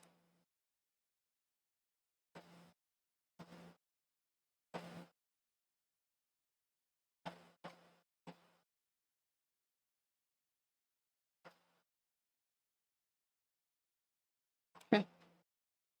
That's all we need. Done. And see, it re-imported it. The other thing is that in expressions,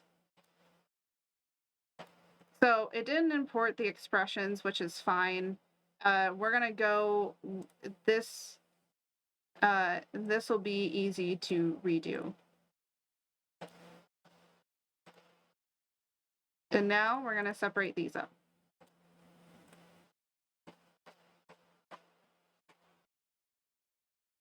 Let me close out of all this stuff. I don't need this.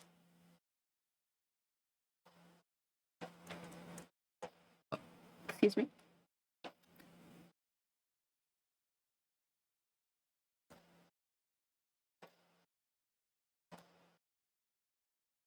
Honestly, it doesn't matter what you call them. Poop.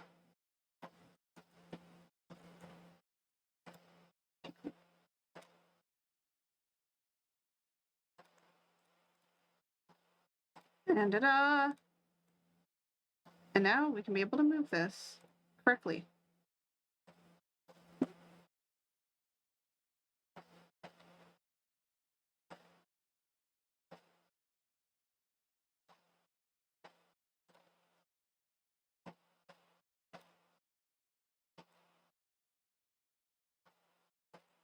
And as you can see, it is a lot easier to move these when they are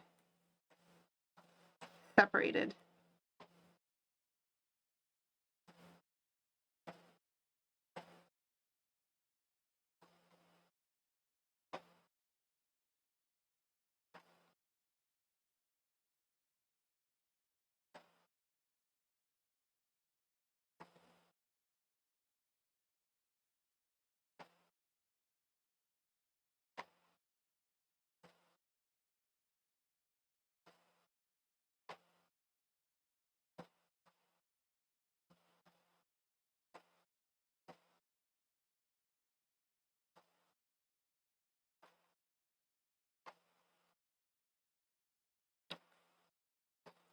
And the usual way of how I do this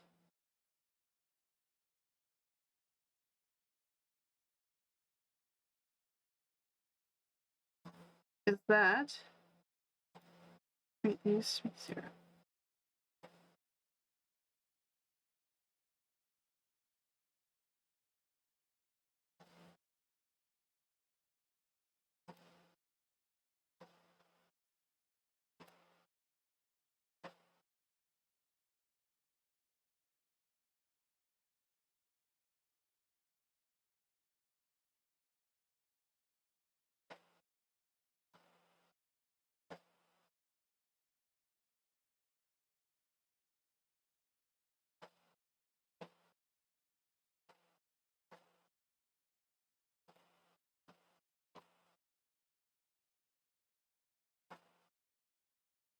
So this is where you're kind of putting in more deformities where you need to.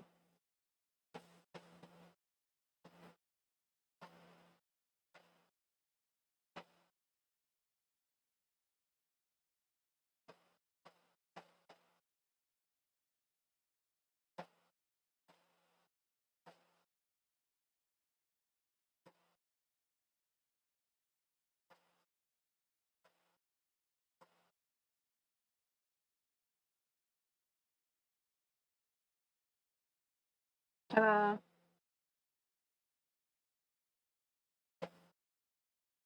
Yeah, there's still gonna be artifacting, but I'm gonna put like hair in front of there anyways.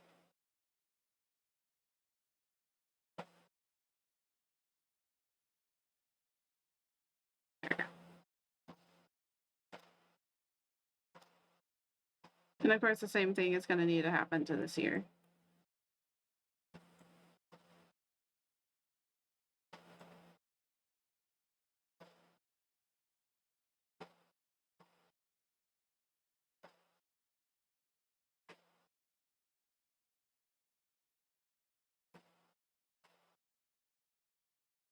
Mm.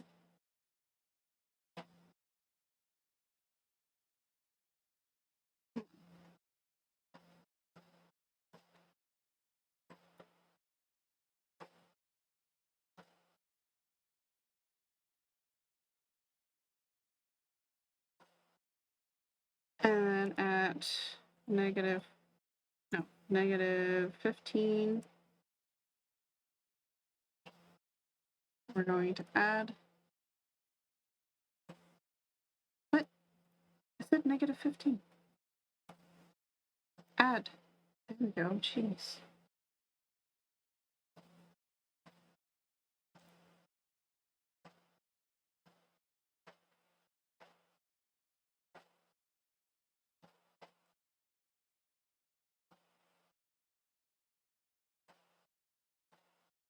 And put this at 100.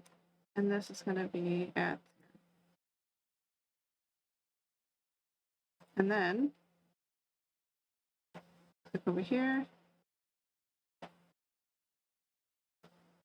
Do this.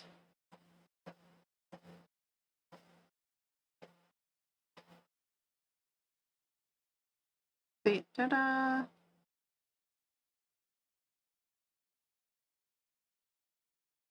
And that's how you get a nice turning head with ears. I will say, a lot of people usually put, the ear behind the head because then it's easier to get those nice forms. However, I am not like that. I don't do that.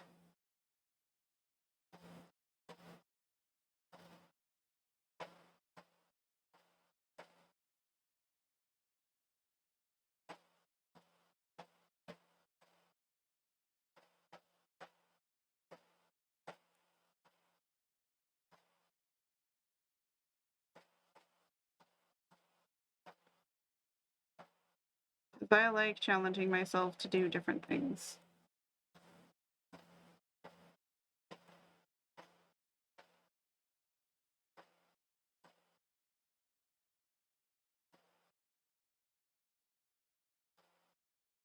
And why should I take the easy road? Why should I ever take the easy road with shit?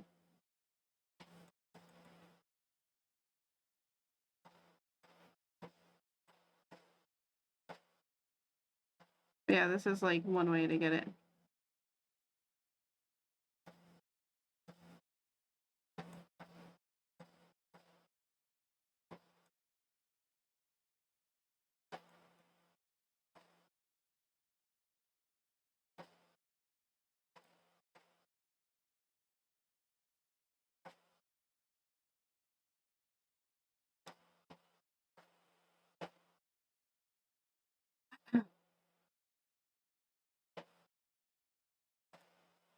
And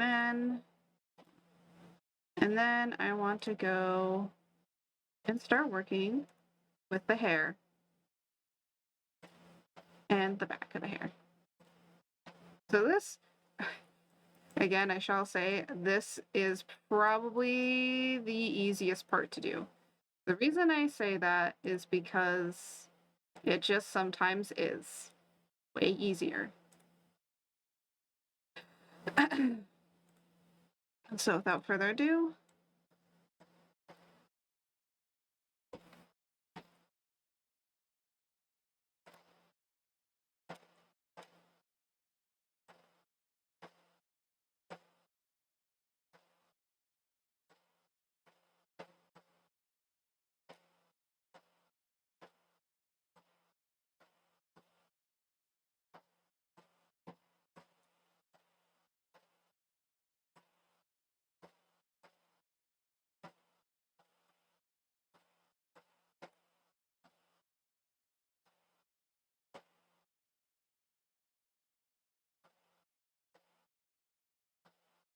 we're going to make this do that.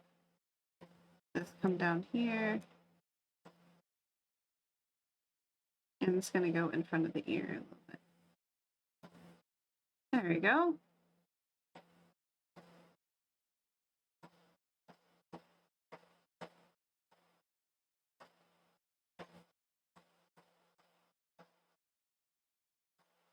And there. Now we're going to move it to the other side. Actually, I was supposed to do that.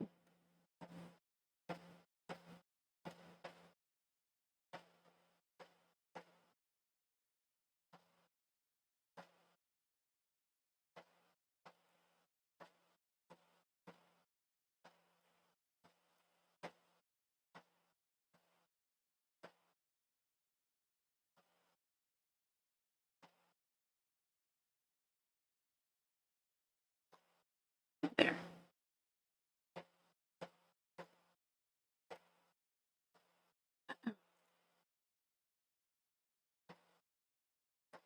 Now, of course, with this, we're going to... This mainly gets shrunken down just because it's easier to shrink it.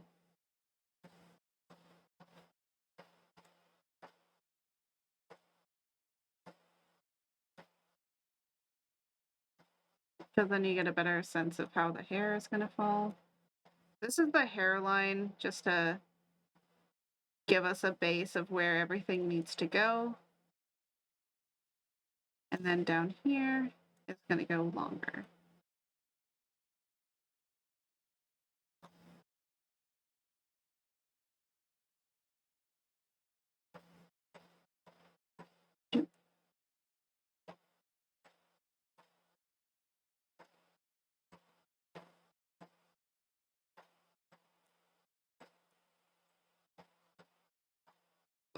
Oh, excuse me.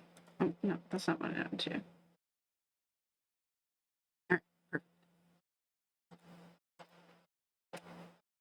And next we're going to start here and here. So there are different ways that you can make it so that the head, or like the hair will move with the head. This is how I break it down. So the side, so this little hair piece here will have its own. So here, let me make this easier. So this will all be put under one transformer. So this will be, or deformer. So this will be side, side right, right? And then all for the bangs. So for the mostly the bangs, and then these two get their own things. So this will be bangs.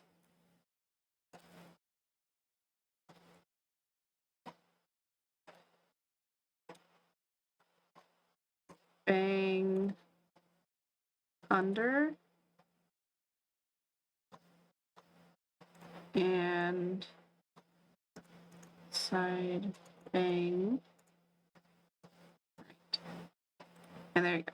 So this is how I separate it up for doing X and Y on the hair. The reason being is because most of this you can move together, because most of how it will deform will be in physics. So all of how the hair is bouncing like this, that's in physics. This is all going to be in physics. You do not need to do that for X and Y. A lot of people think you do. You don't. No. X and Y is going to be the position of where this is going to move to. The physics will give you all of the wiggles. So it'll make the hair bounce, it'll make it do everything. So it's gonna make it go all crazy. So let me just show you. So that's what physics does. So don't be rigging that in the actual thing. It's not gonna look right. I'm gonna be honest, it doesn't look right. And some people do, and then I'm like, those don't look right. They're like, but I did it this way, and I'm like, yeah, it doesn't look right. So without further ado, so we're going to turn the head this way. So we're going to be working with one side at a time because usually it's easier for me to be able to see. So we're going to move the bangs and the under part over. And then we're going to move the side and this side over.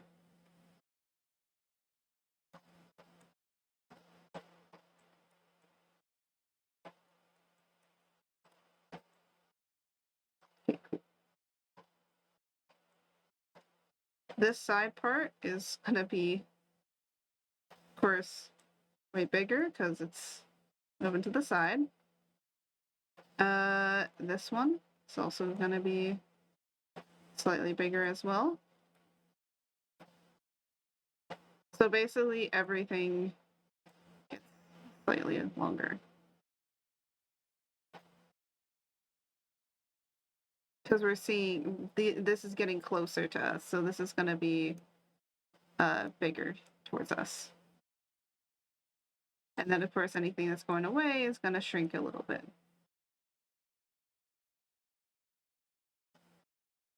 And there, that's how you do the side of the hair. It's not that difficult. A lot of people make it difficult. It doesn't need to be that difficult.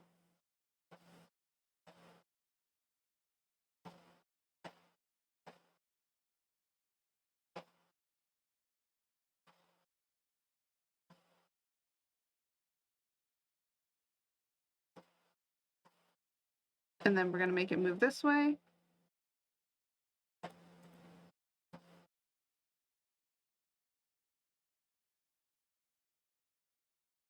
Now this is going to work a little bit differently. So this is going to get shrunk a little bit on the side. And it's going to come up a little bit.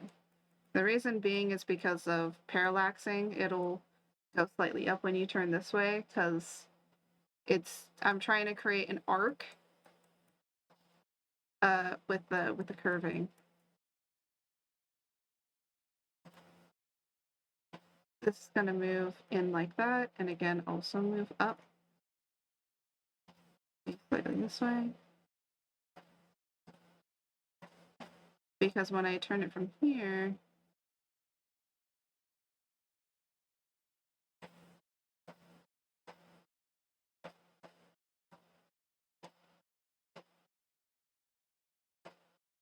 because it's turning away from us. And it's turning away, it will slightly, it's doing kind of forced perspective with that. And then on this side, you're going to get more of it coming closer to you. So it's going to be a little bigger.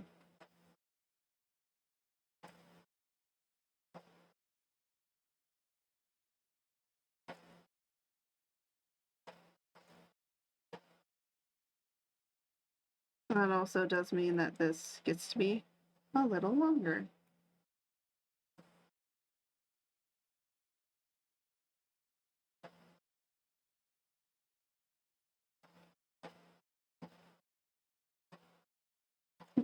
That one went.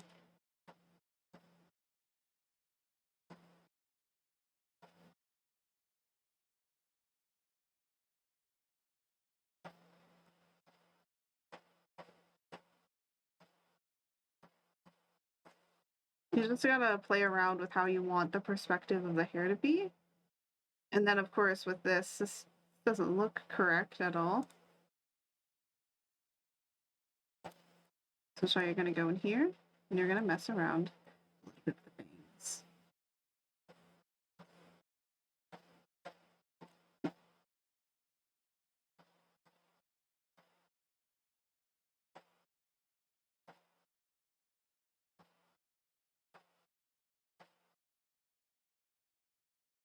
And that looks better.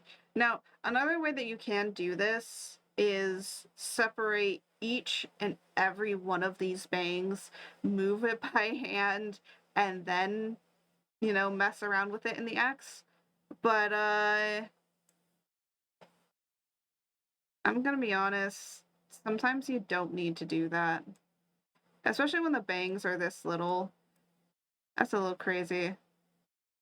Yeah, some people, so the other thing that people do a lot of the times is they separate the shade, the height, and the highlighting on everything. Like all the shade, all the highlighting is all separated. And I'm like, that gets good parallaxing, yes. Not gonna lie, that gets amazing parallaxing. But for a consumer, that's going to cost them more money because that person is spending a lot of time when they could find an easier way to do it. And of course, like if you're trying to do like a really detailed model that has like a lot of moving gizmos to it, that has like this cool lighting and shading thing and it's all like that, fine. Yeah. Yeah, shade highlighting, line art, freckles, moles, like the way of how I've seen some of these like highly detailed rendered models are separated out. I'm just like, I just look at that and I'm just like, you don't need to do that though. Because you want to know why? Because I look at how they rig it I look at the rig later on, like once they fully rigged it, and I'm like, what was the point? You didn't use that for anything. Because then the hair looks like how I have my hair. And I'm like, what was the point of separating the highlight and shadow when it literally doesn't add anything? Like, you're not making the highlights or shadows moving to reflect anything at all. So I'm like, I don't know why you have it separated in the highlight in the hair when you're not actually using it. Now, I did at one point try to do it, and it just didn't look right. So I'm like, yeah, I'm never doing this again, because one, it is really hard to do, and it takes so much time and effort to make it look really good that I would just be wasting 2-3 hours trying to make the hair look good, and I haven't even moved on to the body yet. And I'm like, unless you're paying for like a really good model that does that, I don't want to waste your time, and I don't want to waste my time, honestly. Now, that doesn't mean that it's not good quality of a rig. It just means I don't want to. Gonna give it a try one day. Yeah, I did it, and I'm gonna be honest, I hated it.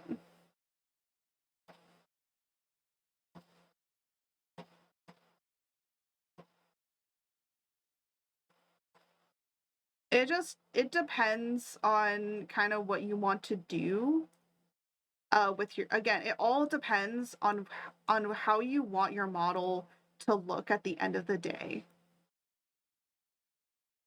I'm sure I will hate it as well. Yeah.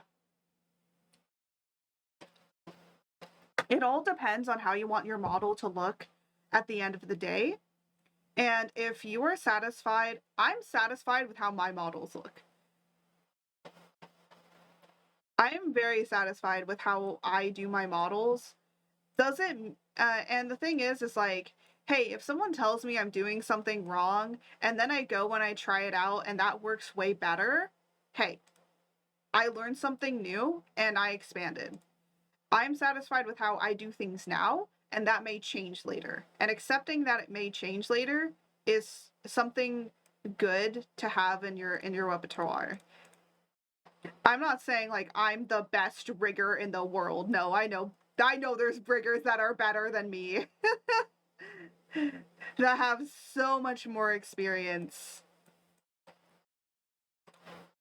That know so much more than I do. And yeah.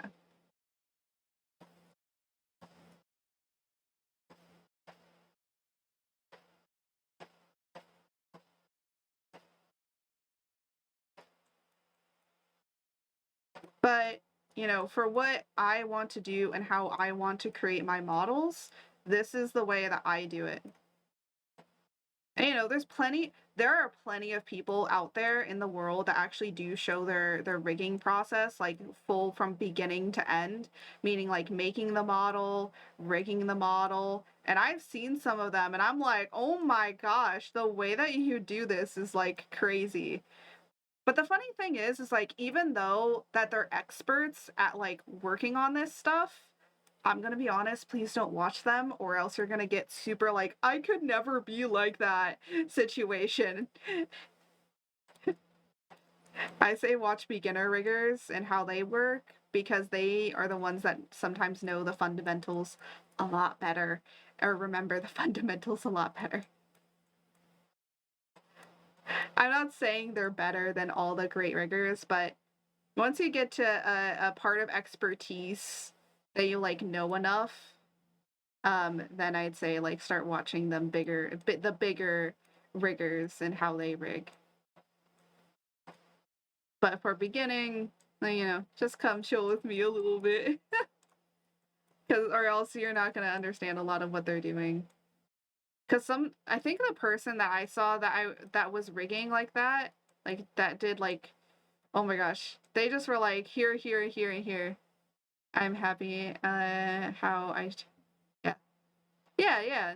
As long, this is my thing, as a rigger and as an artist. As long as you are satisfied with what you are doing, and how you're going about doing it, that's good. And accepting that, hey, these things might need improvement later, but accepting that you're satisfied at least with what you have for right now, and then knowing that you're going to improve later will help much more in the long run than anything. And I think a lot of people that do art, and actually a lot of people that get into doing Live2D rigging have an ego. I'm going to say that a lot of them have a massive ego saying, I learned this in a week. I can totally charge $1,000 for a rig. No, you can't. I'm gonna be honest. No, you cannot do that. There was a person. Yeah, and I'm like, what the hell? And they're like, well, it's industry standard to have it be like $1,000 to $2,000, and I'm like, unless you're really good at doing it, don't. That's why I said like minimum for me will probably be 1,000. Eventually, when I get up in better expertise and I have more like things under my repertoire, like, you know, I might do $1,000 to $2,000, but like no further than $2,000. Took me 2 months and I'm still learning. Yeah, exactly. It's gonna take you a long time to learn. I'm just a quick learner when it comes to things. So because I'm a quick learner, it's easy for me to understand this. And the other thing is that I have the expertise and also experience of being an artist and working in 3D and doing 3D rigging. So I have more expertise in my background uh, to understand what I'm doing. Hi, back. I'm Mom.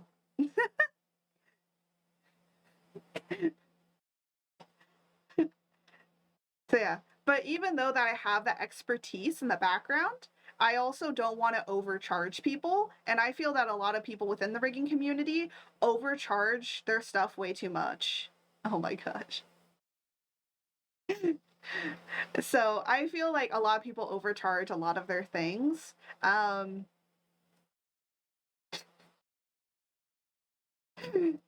Yeah, I feel that a lot of people just really overcharge a lot of their stuff, and it's kind of like not cool. I'm gonna be honest.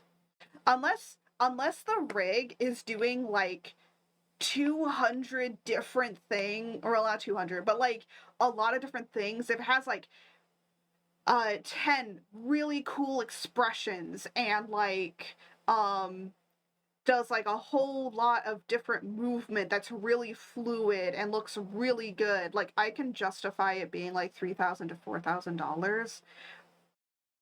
Or even like $9,000. Like, who's like the best one I can show? Um,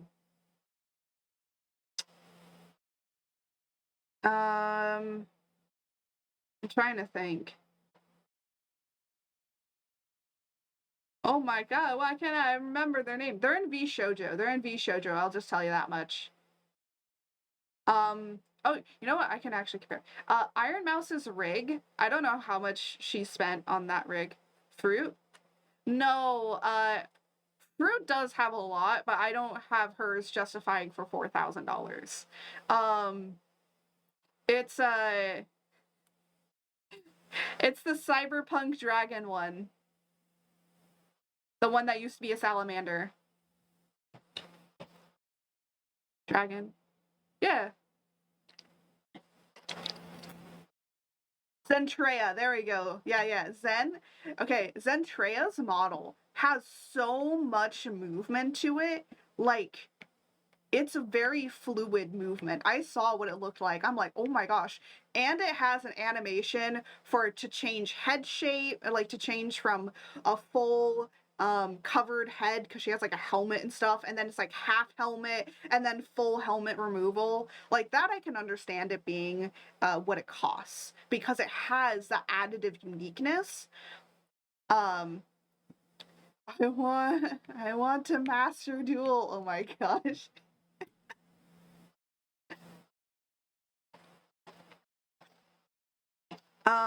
But in other cases, like Like Iron Mouse, yeah, I don't know if anyone has seen Iron Mouse's new model. But Iron Mouse's model, I can somewhat justify being like 2,000 to 3,000, because it does have a lot of very fluid movement and it's really well done. Um, and but if she paid like $9,000 for that model, I cannot justify it being 9,000, because like you got ripped off, woman. You really got ripped off for that. Because at that point, you're paying for like a name. And, there's a lot of really big, prominent artists that I understand. Oh my gosh. No. No, Bigobot is broken again? Are you kidding me? Why is it breaking?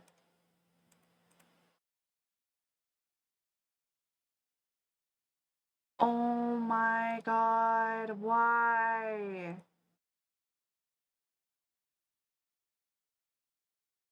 Why does it keep breaking?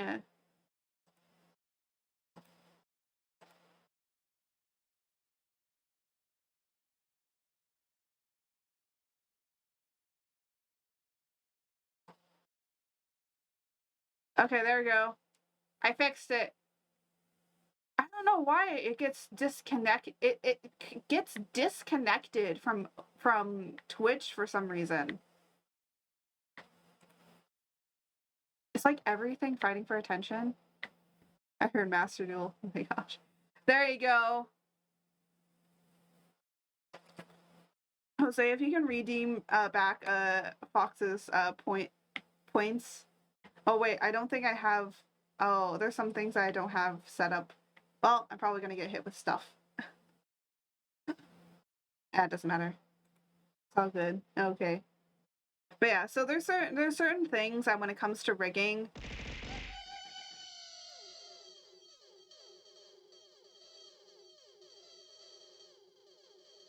I don't care. Let the You know what? We haven't gotten stuff thrown at me all stream, so I'll leave it. This is okay. It's fine. That's okay. I actually didn't mind that. I have to set up some things. Yeah, I forgot to turn some things into once it automatically, like, once you click on it, you can't like refund your stuff. But yeah. So anyways, if you want to do the dual thing again, you can. Cuz it's kind of sad that I didn't get to hear that. Cuz I don't know if George is going to break a little from that. But yeah, so I can't justify actually, let me see how this is turning out. Yeah, it's still a little breaky, but it's okay. Yeah. Thank you for the save. It's time to duel. Oh my god. Sounds like George was having a little bit of stutter there. I love it. That's nice. That's nice. But yeah, so this is moving nice so far. Of course, we don't have like the corners synchronized, so that's why it looks a little snappy. It's okay. We're gonna smooth those out eventually. So yeah. A time to duel sound alert? Question mark. No, because I don't do Yu-Gi-Oh, so because I'm not a Yu-Gi-Oh person, I can't justify it. There are certain sounds that I really want to put on, but because I don't do that kind of stuff, I can't justify it. Oh my gosh! Well, I guess you can always throw shit at me.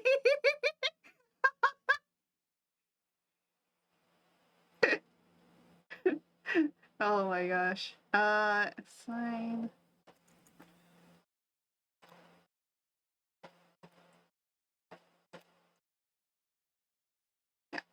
Um, So yeah, I'm not gonna do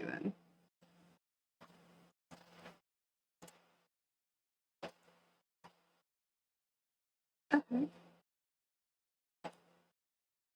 Ohana ZZ Ergs. Oh my gosh.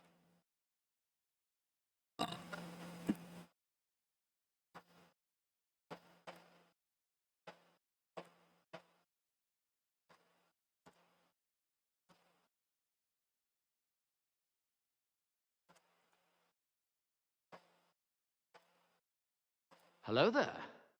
Potato King, hello there. Oh my goodness.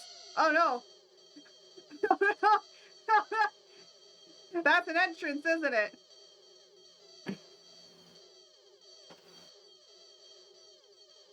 Oh. Is it done yet? Okay, it's done. It's done.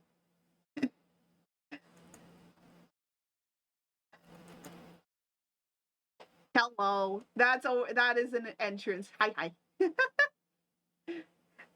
Bang.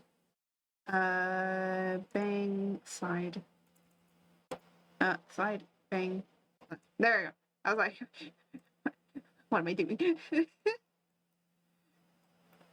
Oh yeah, thank you for the shout outs. Good. It's good to get all them shout outs. Yeah, we're just doing some Live2D crash course rigging. So going through Live2D crash course and all the things that come with it. And we have only done just the head. But at least we're moving on to hair now, and then we can go into the logistics of doing everything else. I'm gonna be honest, the most intense parts are always ahead. It looks complicated. It's a lot of very easy basics. So a lot of it is understanding the fundamentals, and then you can literally do whatever you want. So, but yeah, it's just, all it is just moving the art around at a particular key point or key frame, and then you can like move it. That's it. That is literally the basics.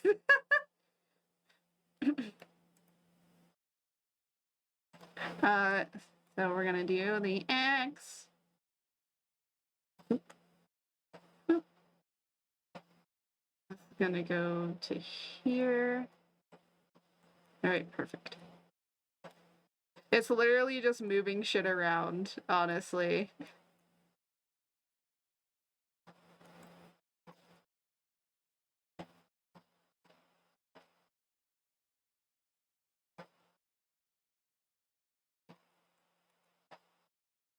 But yeah, we were talking about how we actually got into the topic of how I cannot justify why certain models are like so expensive.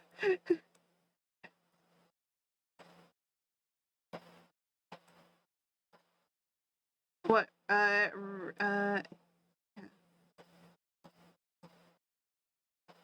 Like my best friend, my good friend Ray Bubbles. She's currently. They are. They are. It's insane. Yeah. You want to know how much my Live2D chibi commissions are right now? $150. That's it. A friend of mine is drawing realistic pictures of the Ford F-150.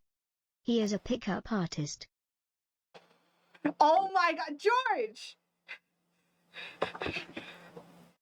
What? What? Oh my gosh, George!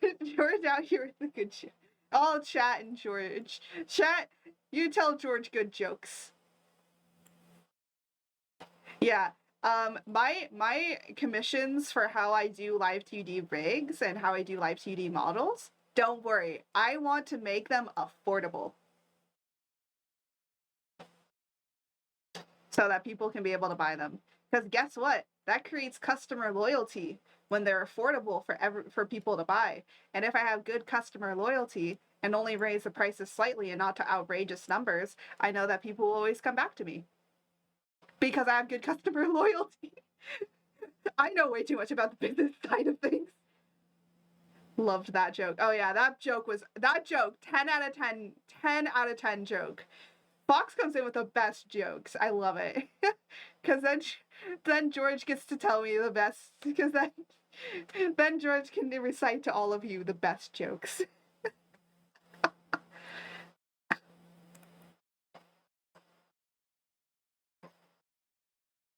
But yeah. Sometimes some of the okay, so there was I was like looking at like different chibi or like different models that people had created, and I saw somebody creating a chibi model, and they showed their price, and I was like, oh, I wonder how much, like, and yeah, mine, it was like a chibi like bean one, so it had so it was a round circular body that was basically connected to the head, kind of, and then had like little arms and little legs, like little stubby arms and legs. You want to know how much that rigging was? Like the model and the rig? $400. I'm sorry. No, 400 for that little thing. But there are some people that like chibi models, for some chibi models, they make it $2,000. I'm like, what the like, I'm like, okay, do you want to know why my rigs are so cheap? I can make the art in a day. I am so weird. I make my art in a day. Maybe like 2 days. I can make the full model in 2 days. That's why it doesn't cost as much. One more. Oh, you got one more joke? Let's see the joke. And then I can rig, depending on how well you get back to me on things, like I can have the rig done in like 2-3 days, like 5 days max. But the other My friend was a struggling artist until he decided to just do sculptures. He made over 6 figures last year. Oh my gosh. Well, you know what the funny thing is, sculptures can also make you actual 6 figures in the sense of money. So that's an accurate and good, goddamn good joke. It's a good joke. I remember the first model I wanted to commission before I made it cost $5,000 for wait, was it $5,000 for like a base ass rig? Like when I'm talking about base rig is like it just does body movement and maybe has like 5 expressions. That's like, to me, that's base rig. Was it just that, or was it like, oh, if you want expressions? Yes. Oh my god, no. Disgusting. I cannot justify it as an artist, as a rigger. I cannot justify it. Last model I sold for the low price of free. Yeah. Like I'd say like I actually haven't sold or made any models yet. I might make some models that people can like buy. It looked amazing though. Hey, yeah. I mean, like, I feel like a lot of people that justify the $5,000 price tag is because they work like 10 hours on making the model. And I'm like, if you're spending that much time on making the model before rigging it, um, get faster. God damn. I'm an artist, so I was taught like in school to create not only to be fast, but also be good. So not only be fast in your quality, but be fast in your time. Like this particular model that I have here, I made it in 2 days. I made all of this in 2 days.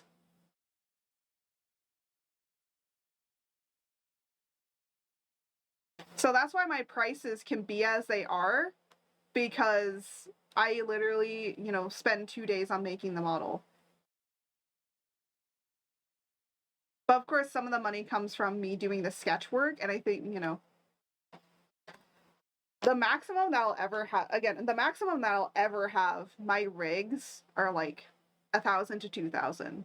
That's the maximum I'll ever make a rig. That's really dope. Yeah. That's the maximum amount of time that I'll ever like do the rig. And the reason being is because I might make some rigs on the side that are going to be available for people to like purchase. So, and though, you know, those is where like the other part of the money will come from, you know?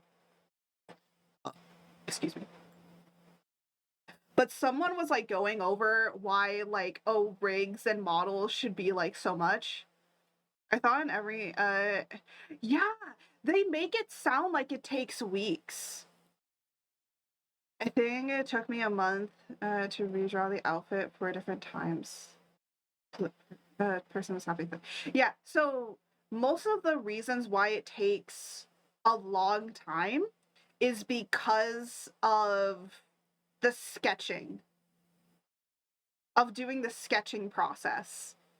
And I can understand that, but I cannot justify it then costing $5,000 just for like, because like to me, like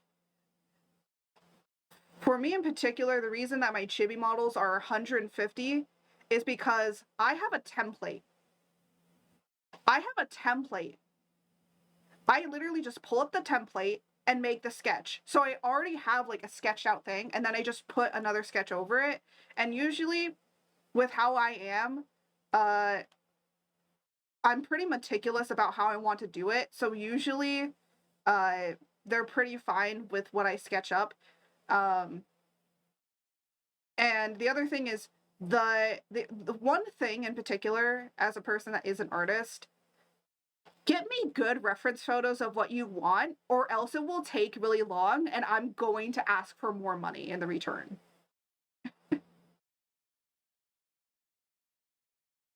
If you do not send me good reference photo, or like not good reference photos, if you do not send me like really kind of like a detailed idea, unless you're like, yeah, like in that fairness, it will probably cost more. And if they go, why is this costing more than the price that you have listed? And I'm like, well, you're telling me that you don't have an exact vision, so it's going to take me more time to be able to do all the sketches and stuff.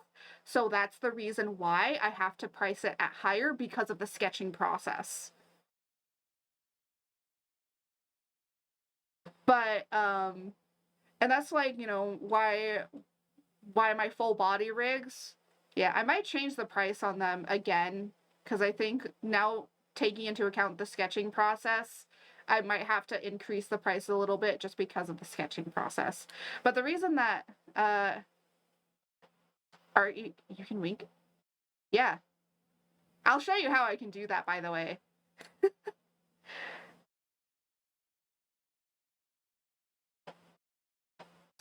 This is actually me winking in real life too.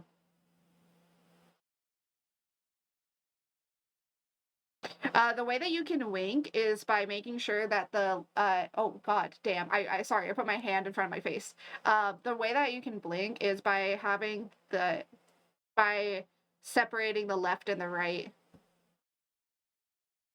You have to rig them differently, and that's how you get to blink.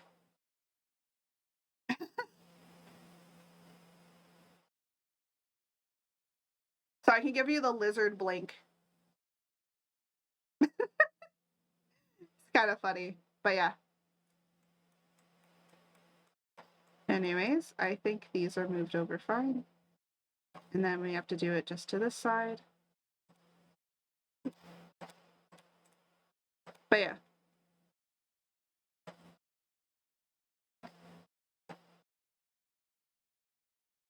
I think some people think that your blink should be like its own separate thing, and it's like, or your wink has to be like a command or something like that. Have them separated. Oh,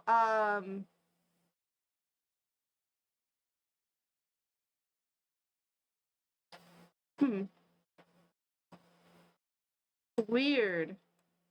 Well, I'll show you how I did it, and then if you go, oh, that's what I did wrong, then maybe I can help you on that. Actually, we'll be moving on to eyes after I'm done with this.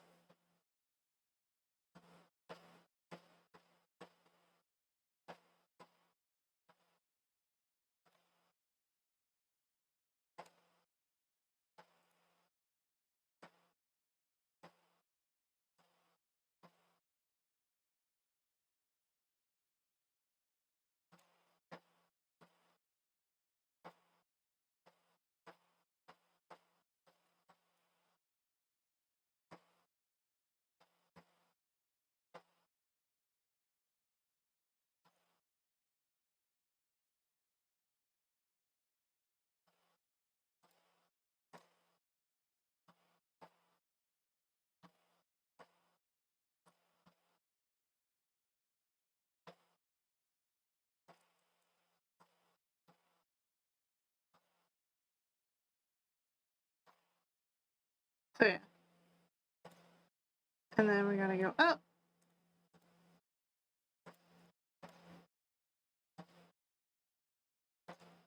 And then we gotta go down.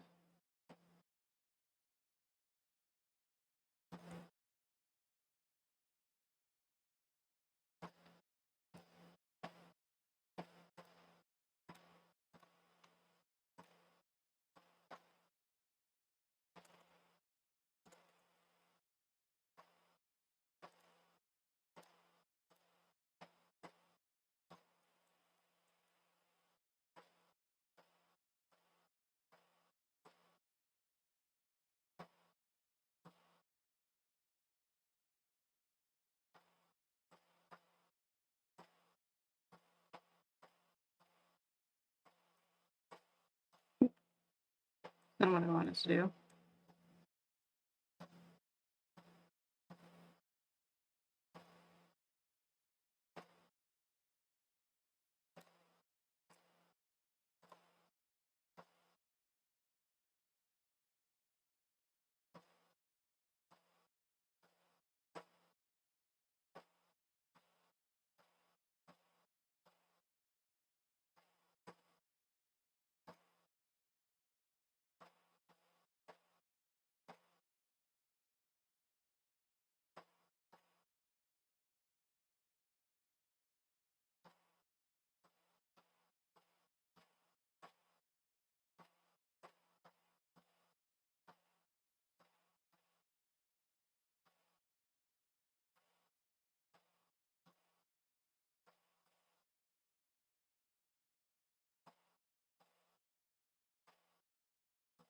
There you go.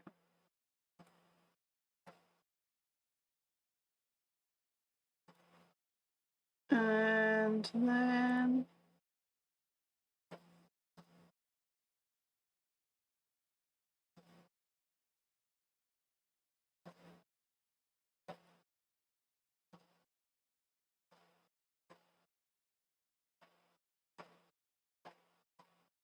we're gonna do this.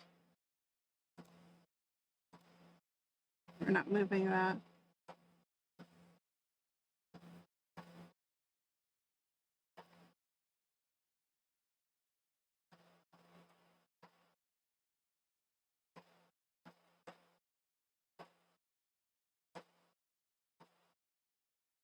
And then the side.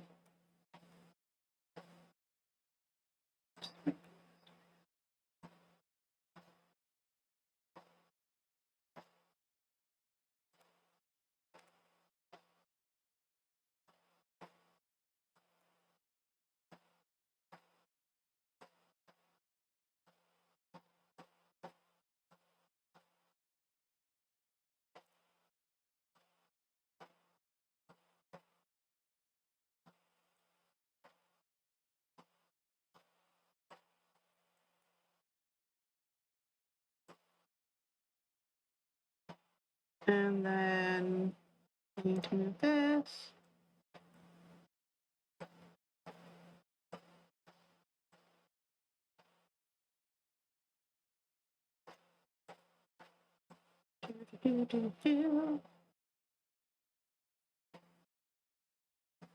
And then the bangs.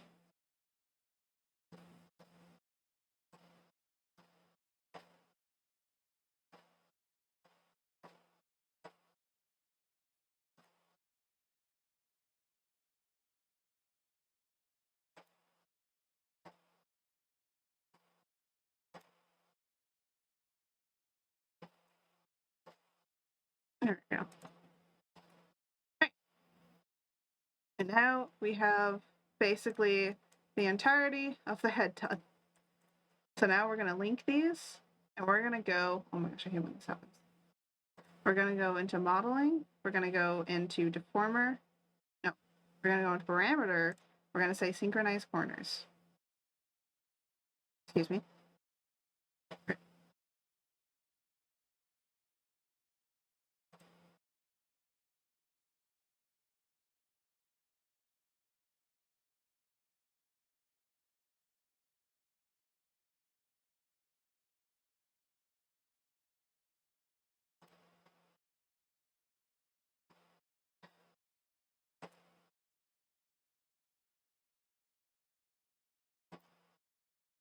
What the heck?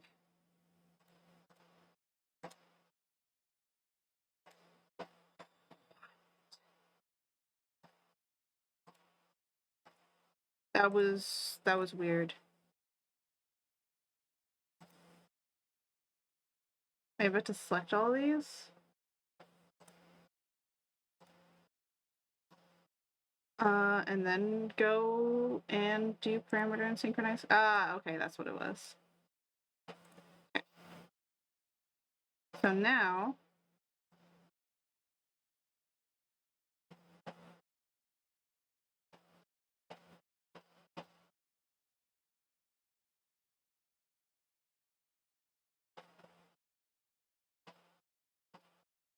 so there's gonna be some issues, but usually, so even though that these are the extremes, I'm gonna be honest, it's okay if this does this, because you're not gonna be going to those extremes. A lot of people are like, oh, I need to get all of these so perfect, even down to here. Like, this needs to be perfect. I'm gonna be honest. You were mainly going to be moving in this area, in this corner here. This is mainly how you're gonna be moving.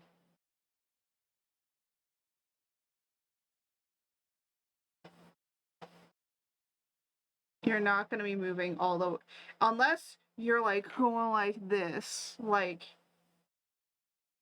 you know, you might look a little broken, but yeah. So one way that you can go about with fixing this kind of issue is you have to go and redo everything by freaking hand. Or you have to separate everything up into X and Y in order for it not to do that. But that's harder. But in order for doing the basic movements that we need, this works pretty well.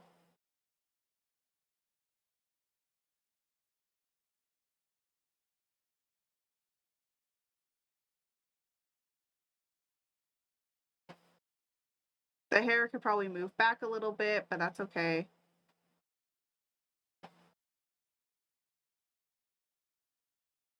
I think it just gets messed up when it starts going over here, but for the basic thing that it needs to be at, it's pretty much fine. Again, you know, I'm probably going to go back in here anyways later on and fix this stuff. This is just like to kind of show you what to do.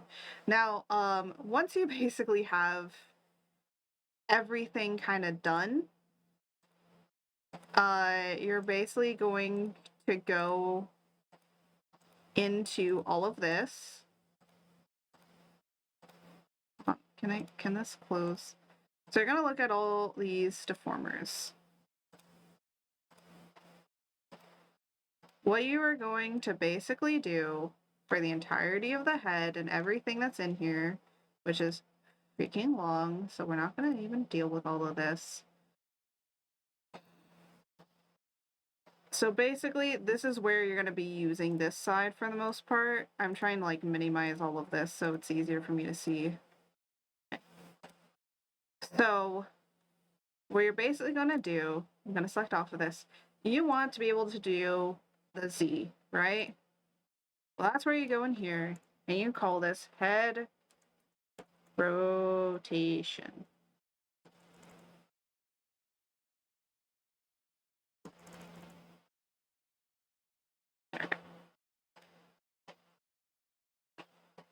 You are going to create a head rotator. Now, this is going to go right at the base of the head, about to where the neck is. Oh my god!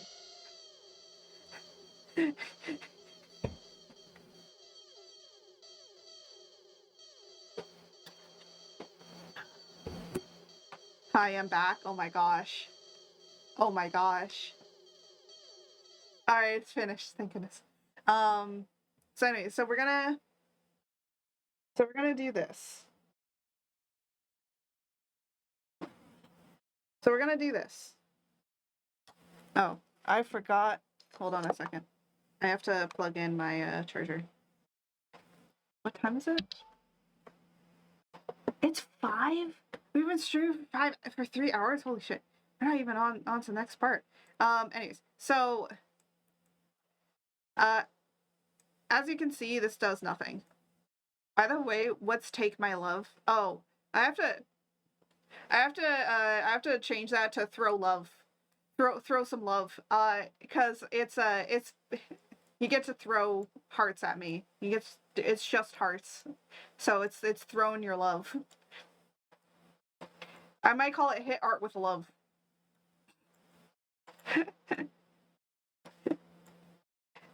So yeah, that's what that is. It throws just a bunch of hearts. Yeah. Anyways, so we're gonna go into here and we're gonna do this. So, we're gonna go over here. So as you can see, it does not move anything at all. And that is because we had to wait until all of this had deformers on it.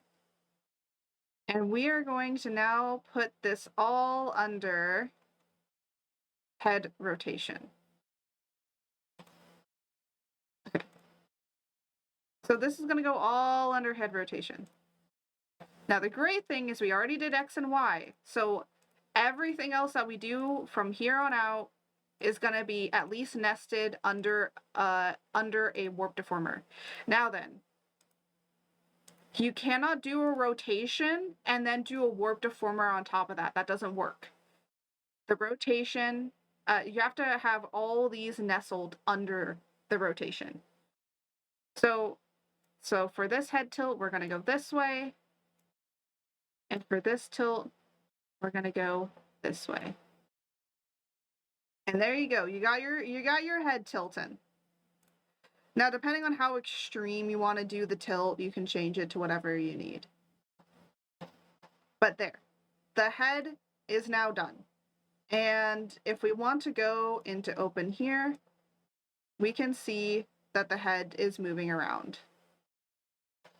Now, of course, at the extremes, it's going to be ridiculous, but for the most part, you're going to be just looking around like this. So usually those extremes are never going to get seen. Even currently with my extremes, how I have, oh my god, huh!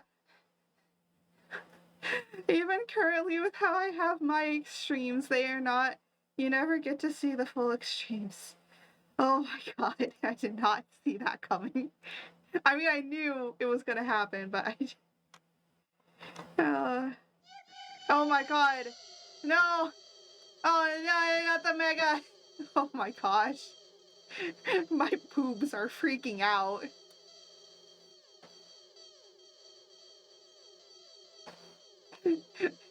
Oh my gosh. Oh my goodness.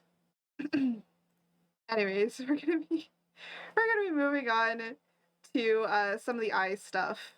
We might not complete the eye stuff today, but I will show you one eye and then I will rig the other eye later. So we're gonna do the left eye. So let's go and grab the left eye. Here, this is the left eye, right? Okay, that's gonna be the left eye. So, left eye. So we're gonna be talking about the eye now, which is great. So everything is gonna be, should be nestled under eye left. And if it's not, that's okay. We're gonna, it's pretty easy to do. You just, oh my gosh.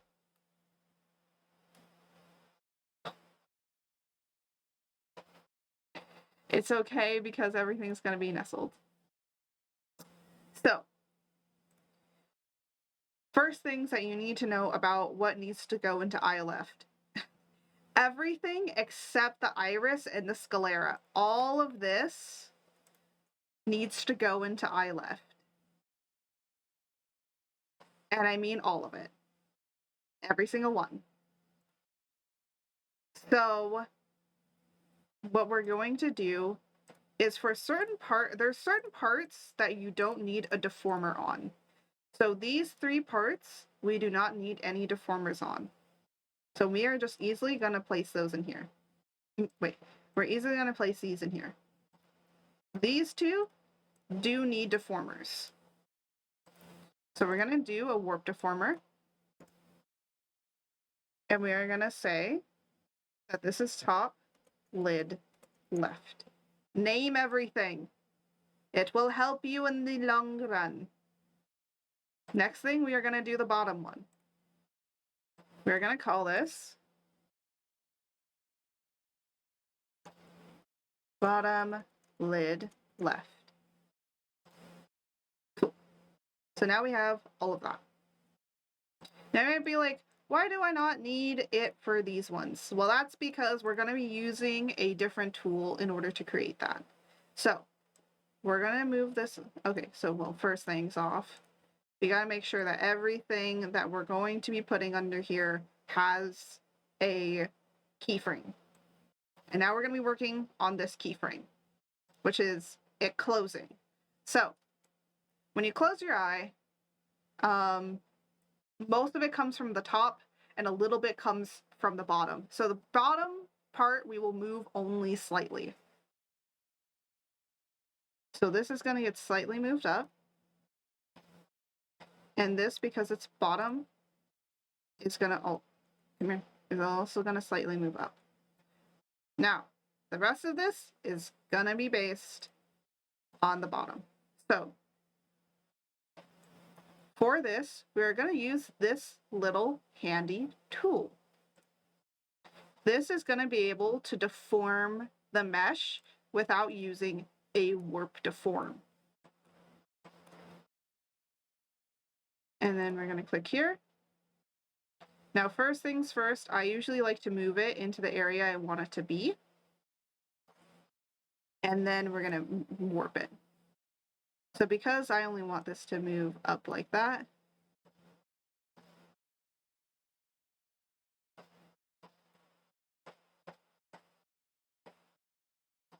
now, depending on how you want to close your eye, you can either have it be straight across, or you can do, I call it the anime close of it being rounded at the end.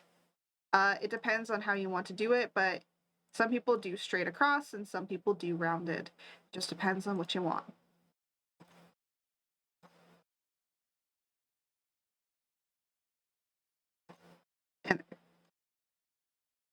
And then this lash on the side is just going to get kind of squished down to hide under the ear. Now, the top lid is where everything is going on. That's where everything's going to go on.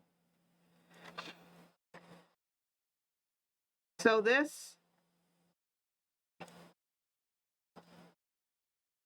is going to get pulled down. This is why we made sure that the mesh looked really good, because this is what you deform the most when it comes down to things.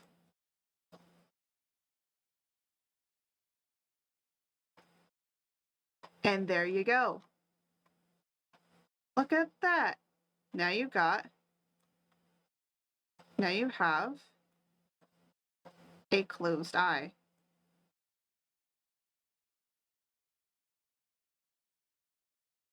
And the great thing is, like, this can express a lot. So, like, there could be, like, a little bit seductive.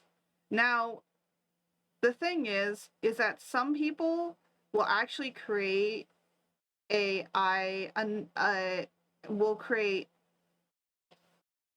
do this. They'll create a middle, so it's like 0.5, and then this one will be like expressive. So it's like widened, like a widened eye shape. But honestly, I don't think you need to really do that. That's only if you want that kind of expression. And if someone does want to have their eyes widen like that, then it's very easy to kind of go in and redo. But there, that's how simple it is to do the eye. Now, of course, if you have, let's say you have lashes. Okay, let's say you have an eyelash. You know, you're gonna need to have that eyelash be separate. So all eyelashes should always be separated, and the reason being is because it makes it easier to rig it, and two, if you want to put some physics on it, that will be very easy to do. Now then, for eye smile. So with eye smile, we're going to take the bottom lash and, well, not this one. We're going to take the bottom lid and the bottom lash, and we're going to put it into this smile. And we're going to move it over here. And then we're going to take this same deformer. This is also why we made this the way that it was, to do this.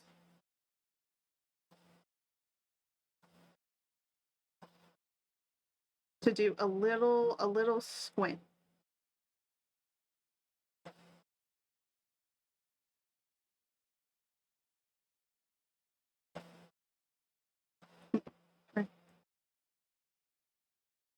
It's not a lot. You don't have to make it a lot.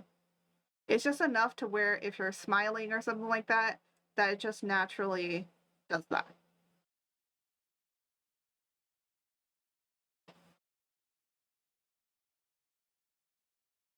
And see already how that makes it so much more, a little bit more expressive. Everything is about expression in this.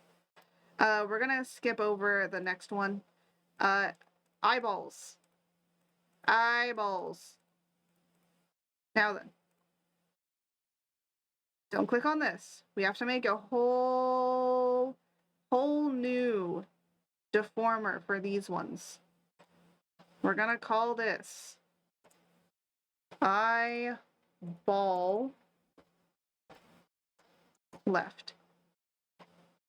Now we also need to create eyeball right as well. So we're gonna go up to, or down, technically, to eyeball right, and we are going to say eyeball right. Great. So these will be the eyeballs. Now all I gotta do, again, add the thing. And then you're gonna move these.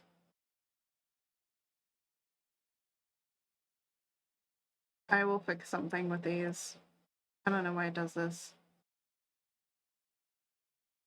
Oh, wait, technically. Hold on, I messed up.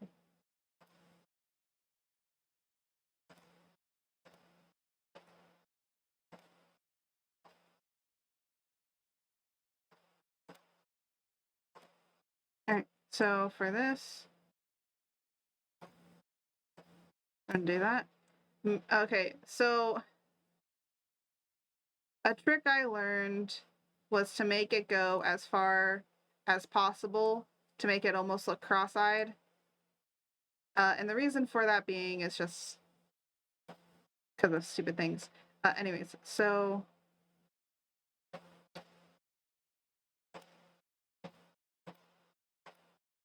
expanded. Good.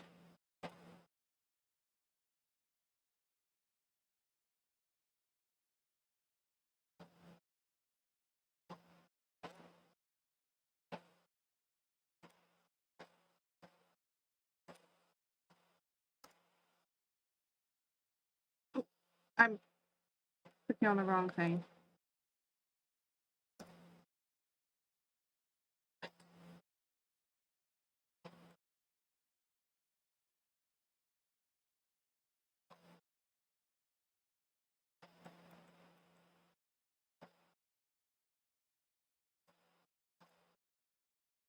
Well, that's not cool.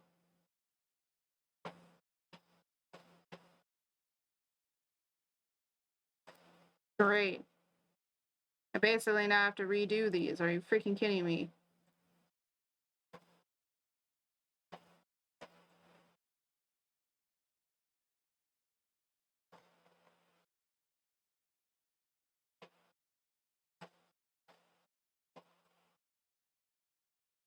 I want to be able to move it as far as I possibly can, but unfortunately, based on certain things, I can apparently not do that.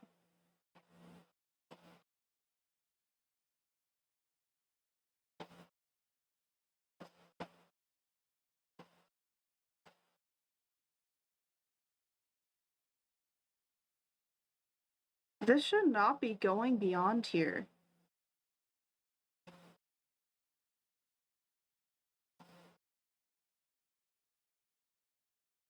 Why are these going beyond here?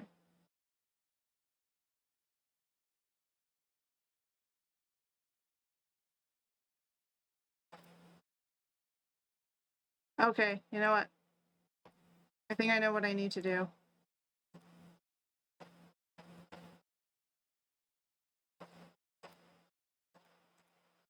I need to...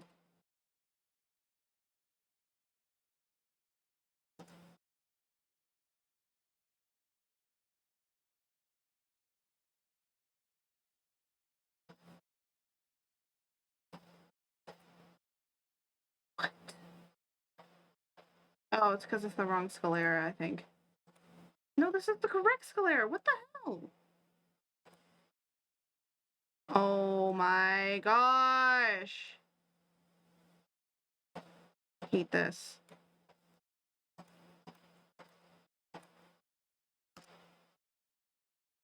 Are you kidding me?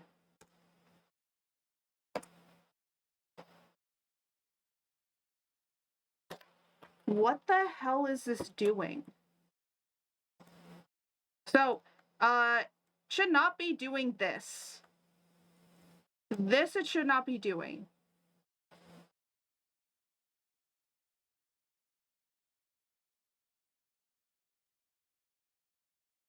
This is fine. This is not.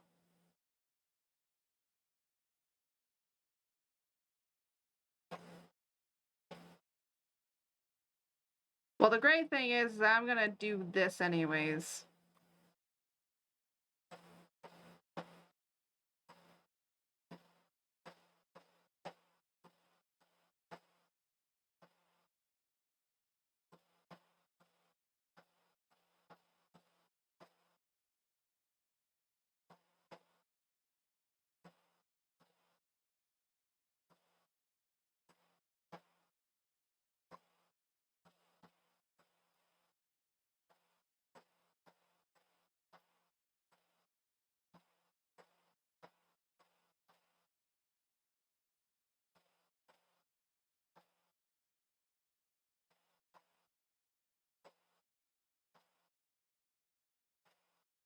It's lucky. Or else I'd probably break something. No, not actually physically break something, but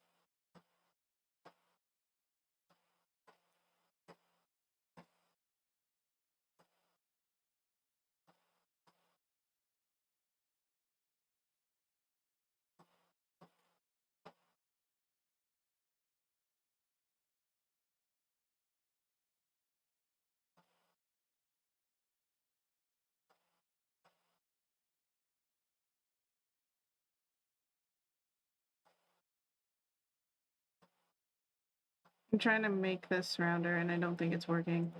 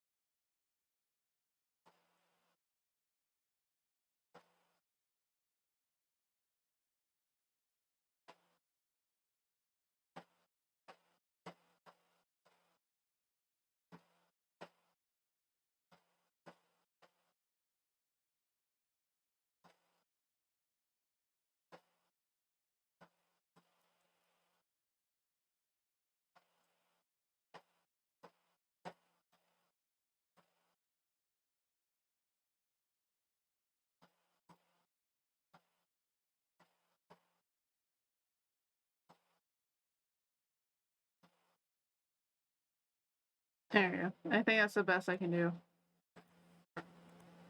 Come on. Jeez.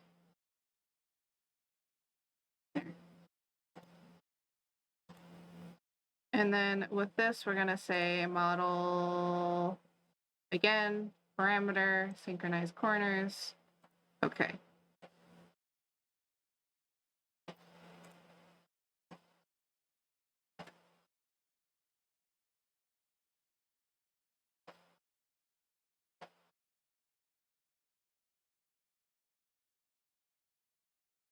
There you go. Come on. Why is this now being weird with clicks?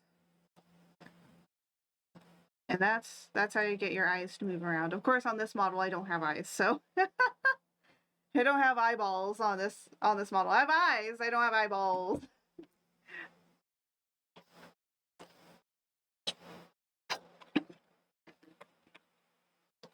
Anyways, actually, gonna say, yeah. And then we got all the brow stuff. We may not. I don't know if we'll work on mouth today. I'm debating on what I want to do. Oh yeah, I said I was gonna show you guys a little bit of hair. So.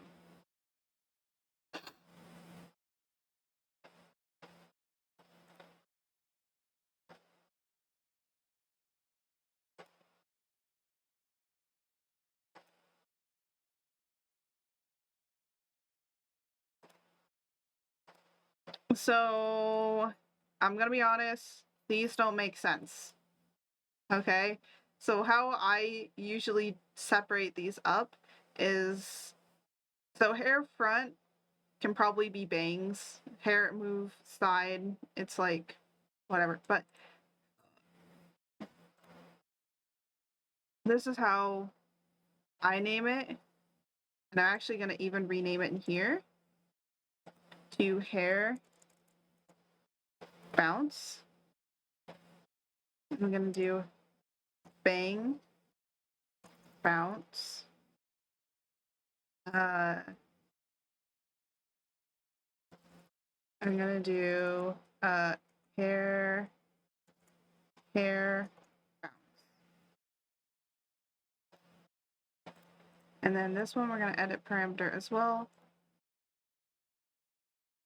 Hair side, I'm gonna call this hair swing. And then we're gonna call this hair swing. And then this hair move back, gonna call this edit. I'm just gonna leave this. So honestly, everyone does their hair differently. This is how I do it, just because, yeah. But I'll show you a little bit of what goes into doing this. So remember how I said before that some people separate each individual part and all of that? Yeah, that's what we're gonna do. That is exactly what we are going to do. And you might be like, what? But you didn't do it. Shush. Shush, all of you.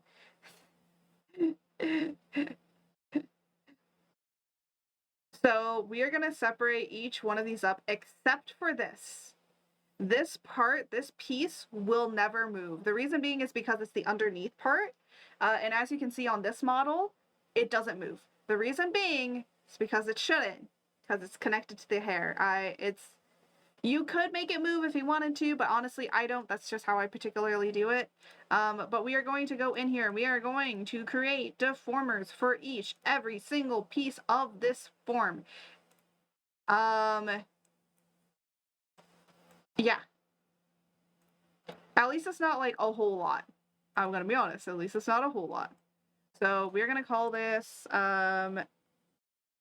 BB1. That's bang bounce 1. And then we're gonna create BB2.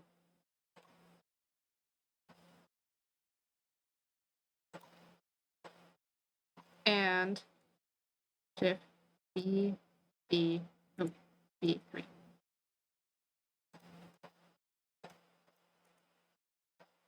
And there you go. So now these are all separated up. Great, cool. Now we're gonna go into, oh yeah, we also need the side B. So we know it's side bounce. And then in here, we're also going to separate each one of these up as well. So we're going to call this phi B.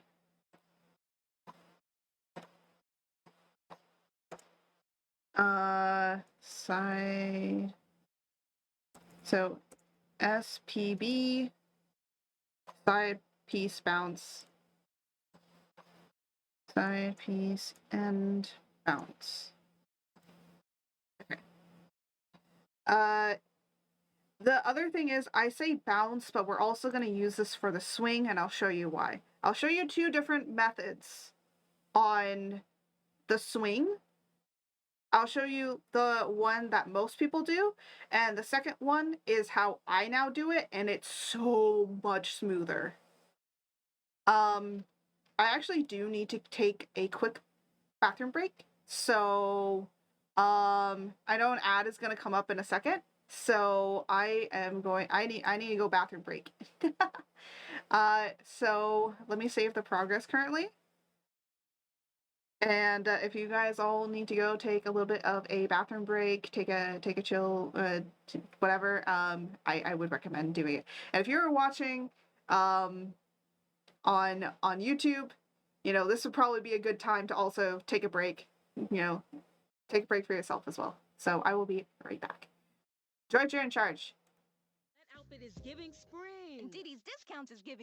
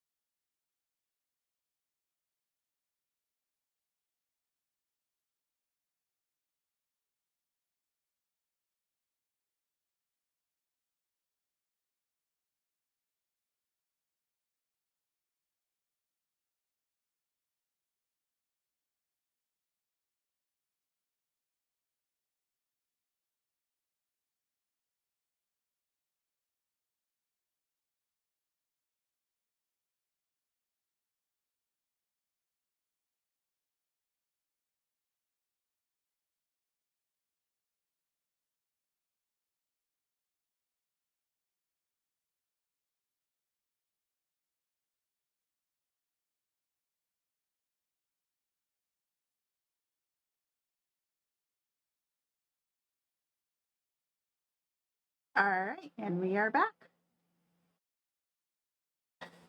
Okay. So I hope that you guys all got a little bit of a bathroom break as well.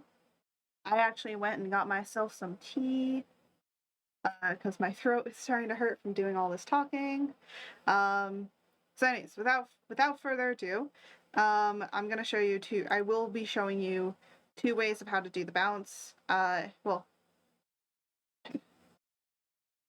speaking of being back, Silver, I'm so sorry. I keep on wanting to go into your streams and then I completely fucking forget and go about my day. And then I was like, oh, I wanted to go join Silver's. I wanted to watch Silver's stream. But Silver, hey yo. Hey yo. Silver coming back in the breakthrough. Hello. Oh my god, it's been a while. How have you been? How are your streams going? You're not missing much? Oh, no.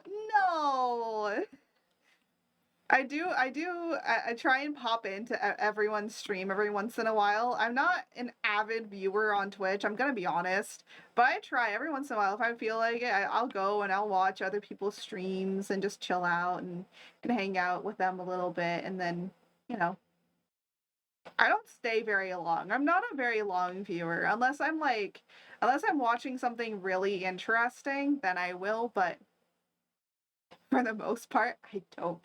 I I'm a streamer that doesn't watch many people. I think it's just because I'm friends with so many guys, everyone that's like, yeah. But anyways, we're doing some Live2D crash course of making my male model. So far we got a lot rigged, so been very busy, had a lot going on, and people try catching up. Yeah. So anyways, we're gonna be going over the fun part of how to do all the physics. The best part, right? So this is a bounce and not a swing. I keep sometimes forgetting. So how do you do a bounce? So bounces are pretty easy. Honestly, can understand that I watch on mobile. I can be in one stream and there's so many of. Oh yeah.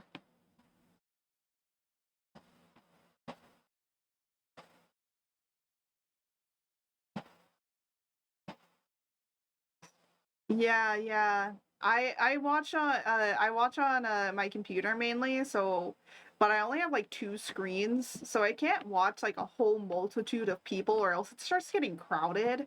So I just kind of try and pop into one person's stream at a time and kind of just like hang out for a while. I am doing very well. I'm doing good. I got like commissions open. I got stuff I'm working on. Eventually may work some more stuff on the merch shop. So working on big things.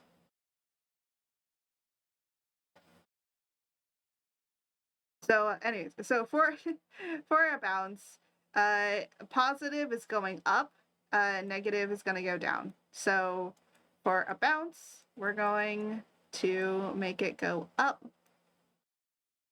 And we're gonna skew this, skew that a little bit, and just widen this up a little bit. And that's all you need. That is all you need. It's very simple. And then for down, we're gonna move it down, of course.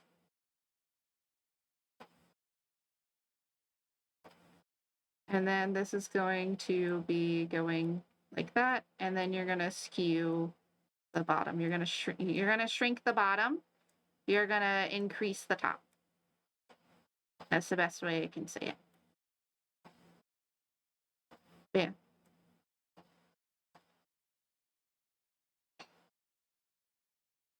And there you go. And you gotta bounce. No, I'm not. Well, I'll do the rest of this, and then I'll show you kind of how it looks when it's all hooked up, and how to hook it all up. I think a lot of people don't understand with physics is how to hook it all up. It's Very simple. It's very easy. But yeah, but I'm doing well. I'm just trying to help people learn and understand all of the different ways and facets of how the rigging process works, and everything that goes into how to rig to a Live2D model. We actually got into the topic of like how some rigs, it doesn't make sense for certain rigs to cost so much. Yeah, it's a good discussion to have, I think.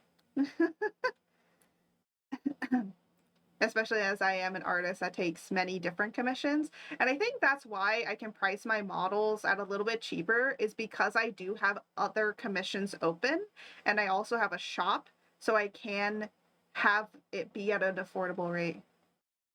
Could be useful. No, I know nothing about rigging.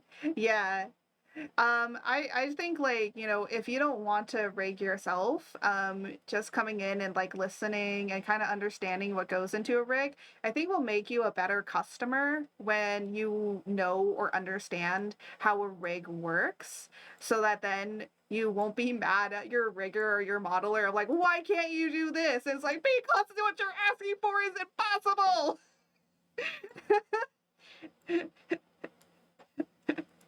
So yeah. But yeah, we just did some light stuff with that. Um,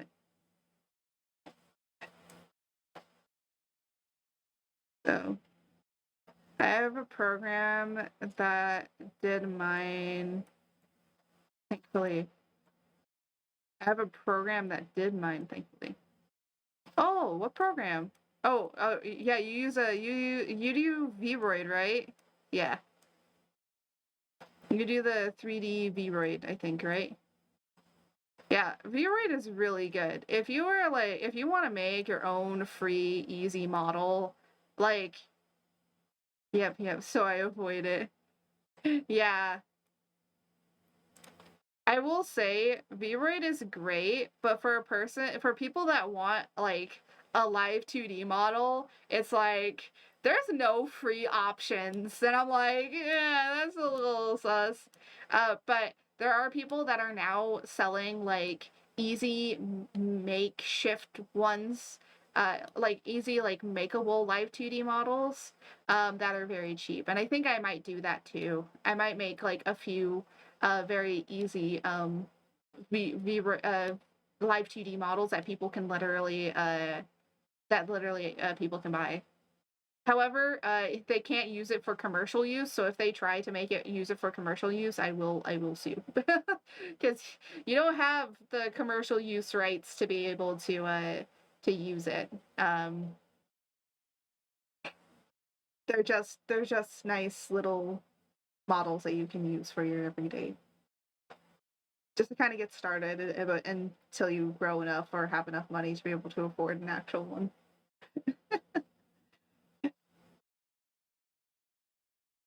But yeah, because once you start claiming commercial use on it, mm, yeah, I think that's a lot of things that people don't do either. It's just like the difference of how to do, uh, to how to address that. Not a lot of people address it.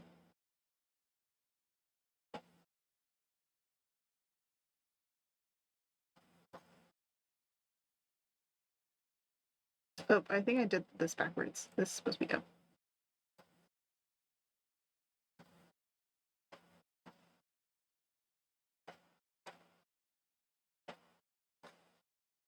There you go.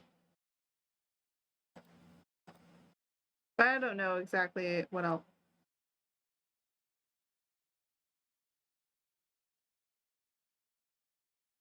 Like, what the heck?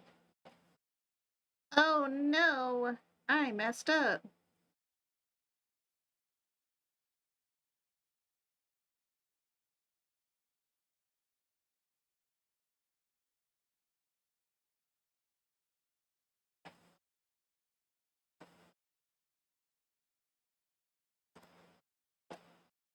I messed up a lot.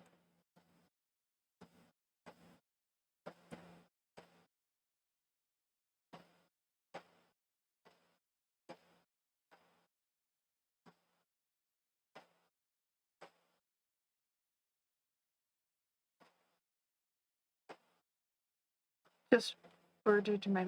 Ooh, you did? Yeah, I gotta order mine. I'm gonna get a new mic, guys. None of this whatever.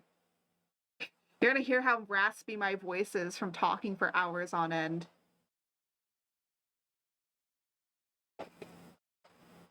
And I mean that, it's pretty raspy. I got me some orange spice tea. Ooh. Oh, that fixed it. Ah, briefly. Briefly fixed it.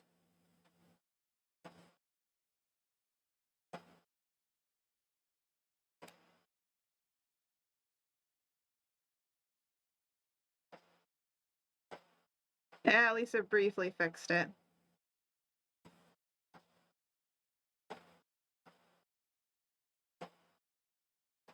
I'm also getting a clamp that can hold 5 pounds to amount the mic. Oh, on the shelf. Oh yeah. Because you want it to hook up there. Nice. Yeah, I'll be. When I hit payout, that's when I'll be doing it. Or well, I did hit payout. When the payout from Twitch comes, I will be ordering mine. So, yeah, get a new mic, guys. I will say though that if I do get a computer, like a tower computer and everything, I am going to need to buy and to invest in a camera next because or like a yeah, I'm gonna need to invest in one just because I'm gonna need it. Well, yeah, if I meet my goal of getting a PC, then I'm gonna need to I'm gonna need a camera because my laptop I'm just using the one that it comes with. I'm gonna need a I'm gonna need a camera if I get an actual PC.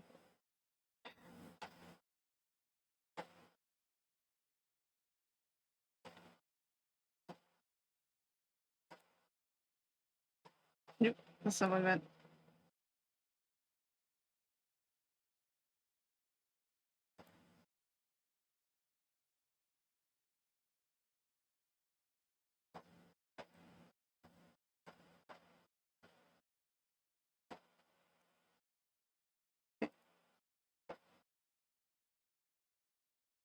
But I will be rich enough to buy 2 iPhones and use some. No, I won't. I'm gonna be honest. I cannot justify buying an iPhone just to get good facial expression. I'm gonna be honest. I cannot justify it. Like, cool, it would be awesome, but I'm gonna be honest. I hate that I would have to invest in an iPhone in order just to get good tracking. Like, come on. There are plenty of other cameras that actually do what iPhone does at pretty decent, almost iPhone. But everyone's like, oh, iPhone is the best at like tracking your facial features. Shut up. You want to know why it's the best? It's because that's the only thing iPhone has going for it. That is it. That's all that iPhone has going for it. But other than that, iPhone is garbage. I am not going to pay like $300 just to track my face. I'd rather buy a $100 camera that will do the same freaking shit. I don't need a good camera because I'm not actually capturing like my face. So as long as it just captures my face pretty well, I mean, I don't care. Also, the other thing is just good lighting. I can have a shit camera, but have good lighting and it'll track my face wonderfully.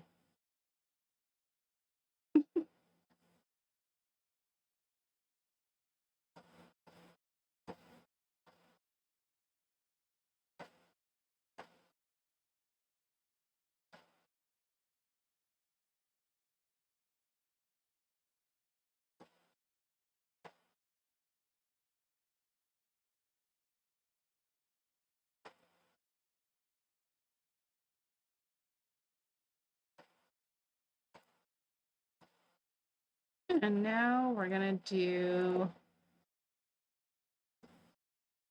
the ties.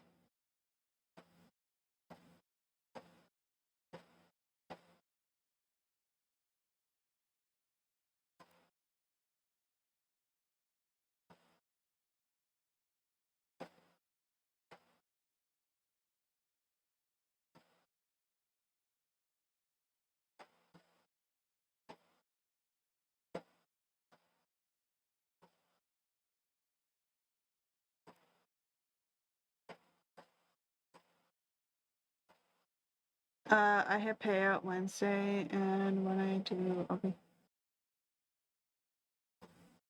Nice.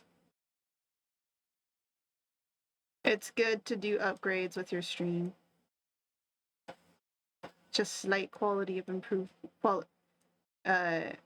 quality improvements.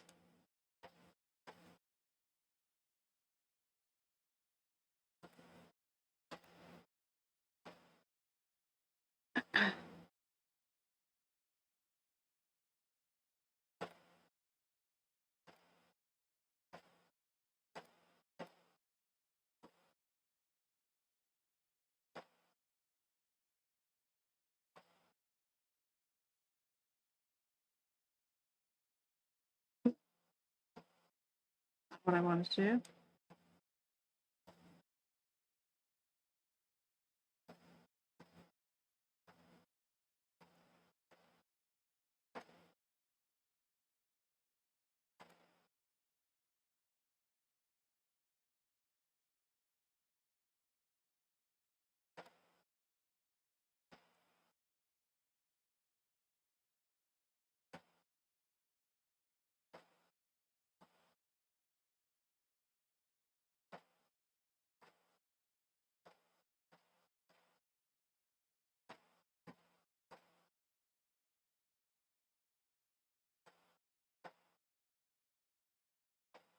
There we go.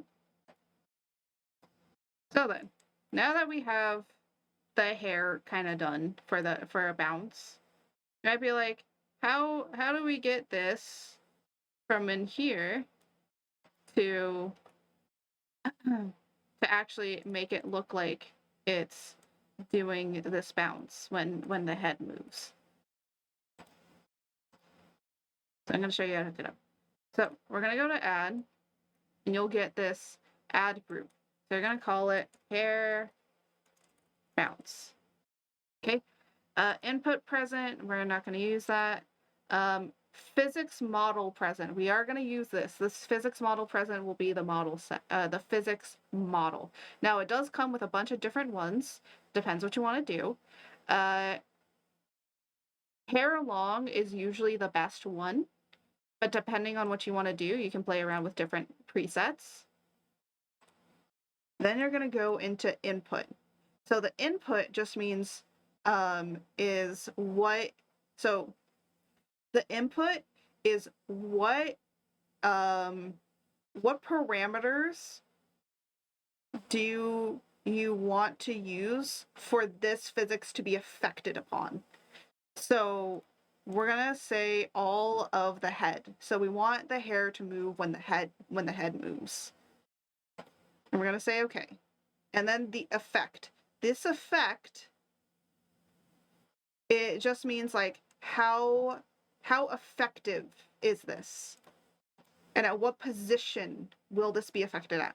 So for the X and Y, we want it to be 50-50. So this will be 50. Oh, you have to press enter. This is one thing I hate. You have to keep pressing enter on these. For the Z, it's going to be 100. And that's just how I do it. Different people have different settings. Now for the output. So whenever this input settings move, what are the output settings? The output is going to be that hair bounce. Technically, you could put hair swing in this, but we're just affecting the bounce and say okay. Now then, when you start off, you don't like, this is good, but you can make it more. So, you can really make it bounce, or you can not make it bounce as much. Usually like between 2 to 3 is pretty good if you want to get that fluidity.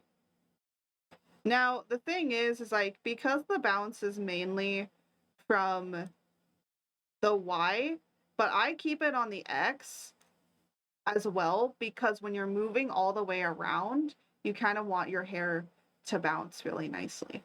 Now, I said that you can try different ones. We can import this one and see kind of how that one does. That kind of doesn't work, but this kind of double, here, let's see. So this is, if you have like, this probably works for a swing. It probably doesn't work for a bounce. The reason being is because all of these are going to have like different swaying. And if you have really nice long hair, this will probably make a really nice smooth swing. But for what we want, just a basic hair long will be fine. This is good enough for the bounce. Now, technically, we could also use a short and it should work. Now, of course, this will look way better when we put the swing on it. So let's go over and make the swing. So this is all hooked up. So let's save. So that is all saved. It will save the hookup. Now let's do the swing. So there's two different ways to do the swing. I'm gonna create another thing for these to be kind of nested in, just to kind of show you. So here's the way that most people do a swing. So they select whatever here, I'm gonna show you on here. So they select what they want, they add, they add all of this, and then they go up to here, and then they click here.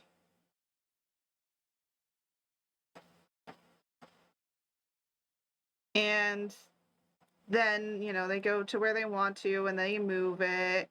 And it's like, that's like swing whatever. Cool beans, right? Cool, it swings like that. And then you go this way and it swings this way. And this works. But you can mess up the mesh a lot, and you're going to have to fix it when you're trying to smooth this all out. So here's a new trick I learned. I'm going to show.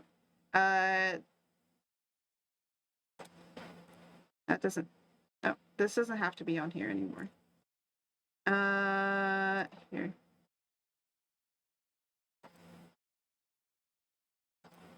All right, well, that will be on there forever, I guess. Or, well, I can just undo. Hold on. Let me just undo this stuff. Perfect. Okay. So here's another way that I learned to do it. So we're gonna create a new deformer. So we're gonna call this BS for swing, because 1. And this will be the swing one. So you have this. Cool. Awesome. We're gonna take this off. We're gonna take this swing and we're gonna add it to here. Then what we're gonna do is we're going to go to the keyframe that we want to add, which is gonna be 1. So it's gonna swing this way. We're going to then go up to temporary deform tool, and we're gonna click on temporary warp deformation. Or no, not temporary warp deformation. Temporary path deformation. We're gonna go here. All right, cool. So what we're gonna do is we're gonna go in here, and we're gonna do the same thing that we did to the other one. Cool. And then we're going to click on, here, and we're going to move this. We're going to move the warp instead.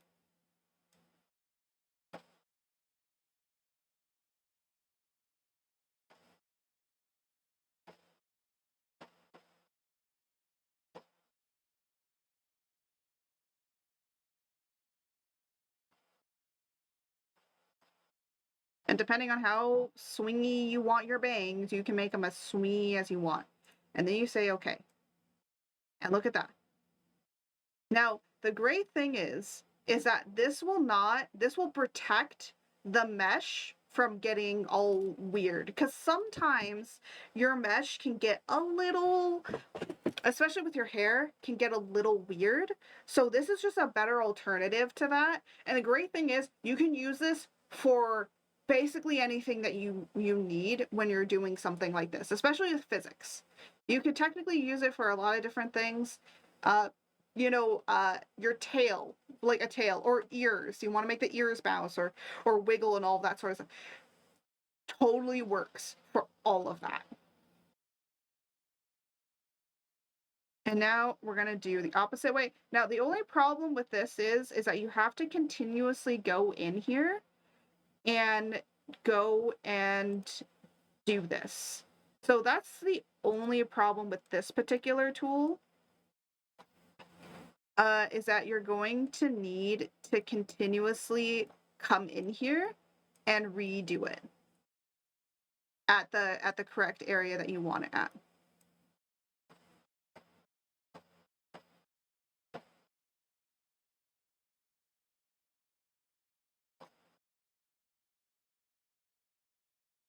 The other thing with when you swing your hair, make sure that kind of stays in the same shape ish.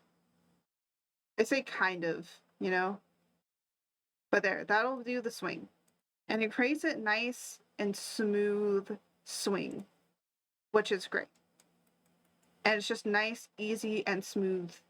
And you won't have any weird deformation things. Now, now to really kind of show how effective this is, I'm going to do it on a longer piece of hair. So we're going to go over to here. We're going to call this slide swing.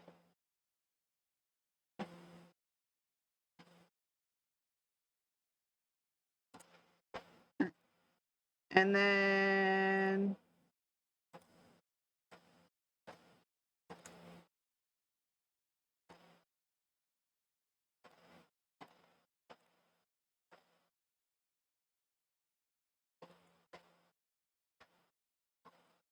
okay. And then all of these are going to go under swing.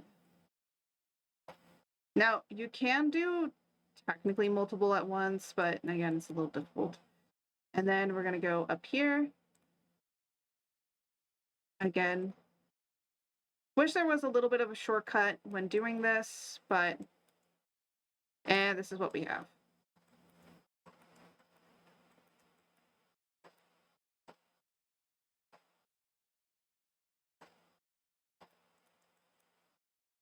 And then we're gonna swing it. But see how much more, when you do it with the other one, you're going to see some problems with your deformation, which is basically the mesh. You're gonna see some problems when you start to deform it a little bit.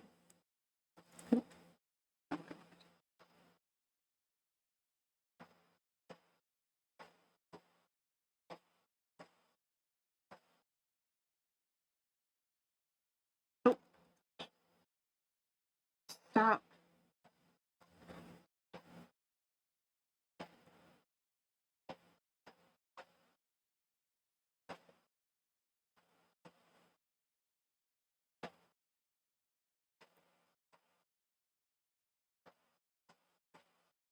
You could continue adding paths and stuff to create it to be nice and smooth.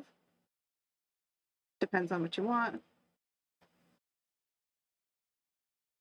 And then you just say, okay. Then this one, this is the tie, so this one probably will not get a deformer on it. It's gonna just do that. And then this, gonna go over here. And it's gonna go like this. And then we're gonna do a path deformation on this, because I want to move it first. Yeah, add temporary path here.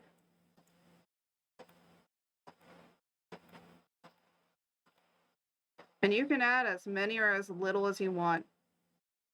Some people don't add a whole lot, and others add a bunch. Depends on what you want to do.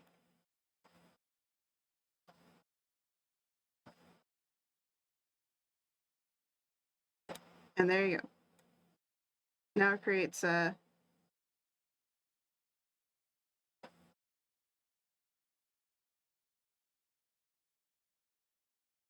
and then, you know, I'll move a one for over here as well. So this one, again, we're going to click on the first one because that'll create a basis for where we're going to move it. And then we're going to move it over.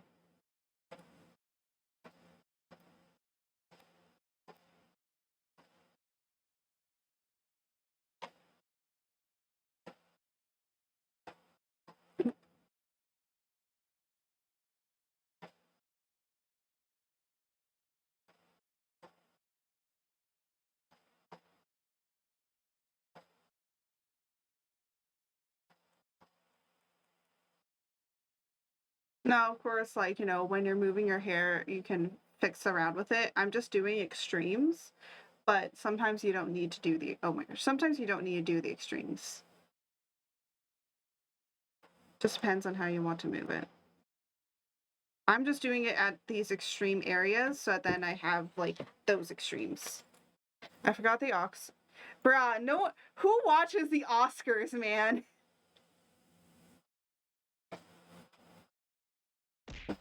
Ow! Hello!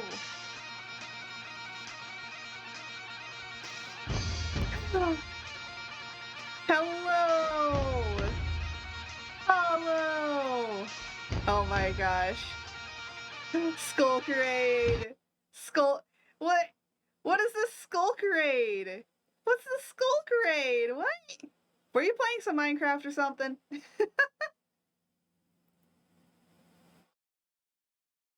Oh my god. Oh, you're doing some art? What art were you doing today, Hollow? I do want to say thank you for the raid.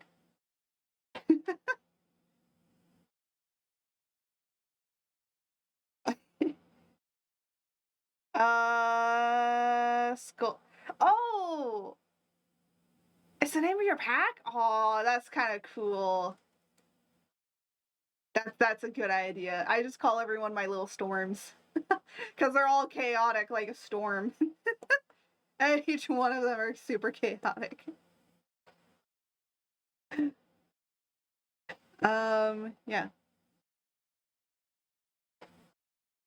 Little storm bros. Yeah, you guys are all my little storms. I was rigging an outfit for Donnie's model. Oh, you're rigging an outfit for Donnie's model. Okay. I think I'm comfortable with this. Yeah. I'm just showing off a cool trick I learned. Yeah. Here, this is yeah, let me actually show off my full model. So, before I go on, hi, oh my gosh. Hello, I'm Art. Welcome all you little raiders, and welcome to the Little Storms, if you want to follow or whatever. I am an artist. I also do have commissions open. I'm also a beginner Live2D artist and rigger. That does mean that I make the models and I also do the rigging, as you can see here. I also do a whole bunch of variety of different art. Actually, let me just quickly go over to my oh yeah, I got here. Let me just quickly show some of the art that I've made. Here, let me just move myself over a little bit. But yeah. By the way, this chibi model that I am using, I have also made myself. And where's my art stuff? There you go. And that's all the art that I've done over the years. Some of these are newer art pieces that I did, and some of them are older art pieces that I've done over the years. Yeah. Just a little quick snapshot of what I do. Yeah. So, And I am George the First M God. oh my god. Yeah, and George. Mother, draw me like your French frogs. Wearing this. And only this. A new PC I bought with your credit card. Oh my god. George, how'd you get that credit card? George, I don't even own a credit card. Where'd you get the credit card? No, actually, I don't own a credit card. So, George, where'd you get the credit card? Where'd you steal the credit card from, George? Hi, puppy. Hi, puppy. Oh, my dog has come to join. Yes, we'll go out in a bit.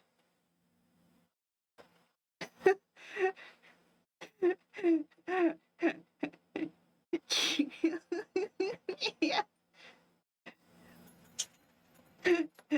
Yeah, so yeah. So without further ado, this is a the male version of me that we're working on. It has actually its own personal outfit. So here you Don't go. ask questions you won't like the answers to. My feet made me a lot of money online. George selling a feet pics? Hey yo! Actually, you know what? If I made feet pics of George, would you guys buy it? Would you legitimately buy feet pics of George? New merch item win? No, I joke. Yeah. But anyways, so this is the full male model, along with a cool, awesome, swaggy jacket. Well, coat. It's more like a coat or a cloak. Mm-hmm. So, but yeah, so we're currently working on the entirety of the head. And actually, I wanted to quickly go in here and create a hair swing. But yeah, if you have any questions about how I do things or anything, like that's what this crash course is all about.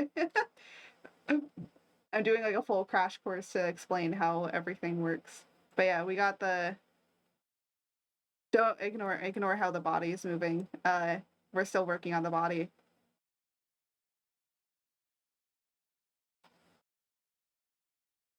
And now we're gonna be adding on this. Mother, sell your feet pics too so you can afford a nice PC like mine that I used with a stranger's credit card and my feet pic money. Sorry, not sorry. Wait. So George admits that where did you get the credit card from? That's what I'm hooked up. Where did you get the credit card? Whose credit card is it? George, if you stole from your brothers again, I swear to God. One day, George, your brothers and your sister are gonna come in here and they're gonna be like questioning everything you freaking say, George. One day, they will come. And they will come for you, George. They all agree how chaotic you are.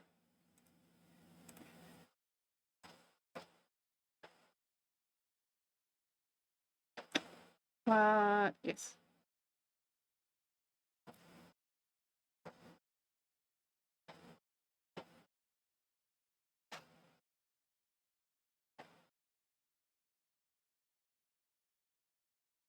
And there you go. You got the swing.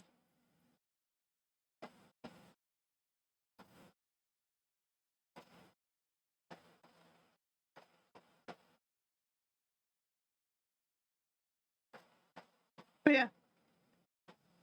So there's still a lot to do, but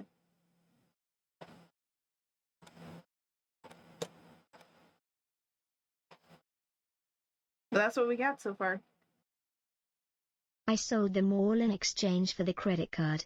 Fair trade, it's a win-win. No siblings and I can buy what I want. Oh my god. One day, George, they shall come for you. Yeah, let me turn off the body again. There you go. But yeah. So looking quite handsome. Thank you. Yes, I know, puppy. We'll go out on a walk in a second, okay? Yes, we will. Don't worry. My dog really is demanding her a walk, so I'm gonna just quickly kind of finish up on showing this little trick. I feel that you will like this trick, and you're gonna hate however you're doing hair hollow.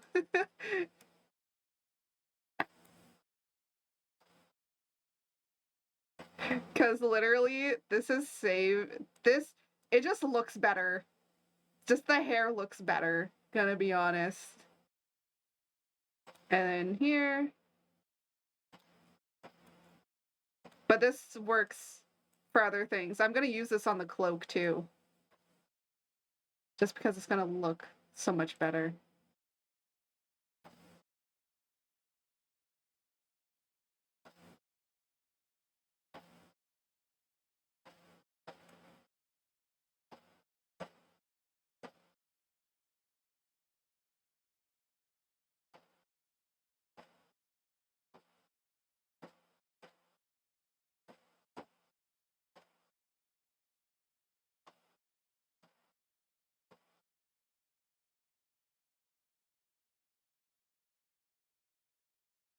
In there. No, not now. Stop.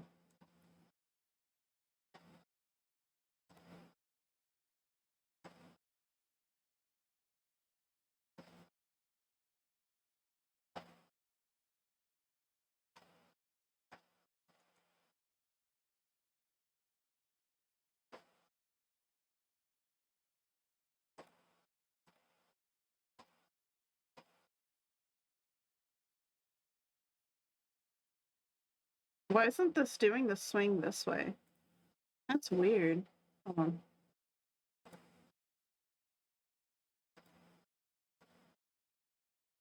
Yeah, should we?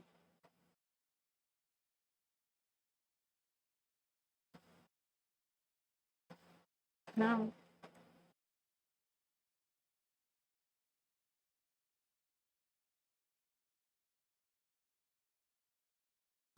Well, it's working, so that's the important part.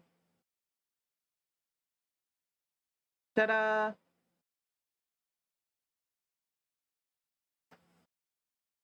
Swing. Oh, that. Hold on.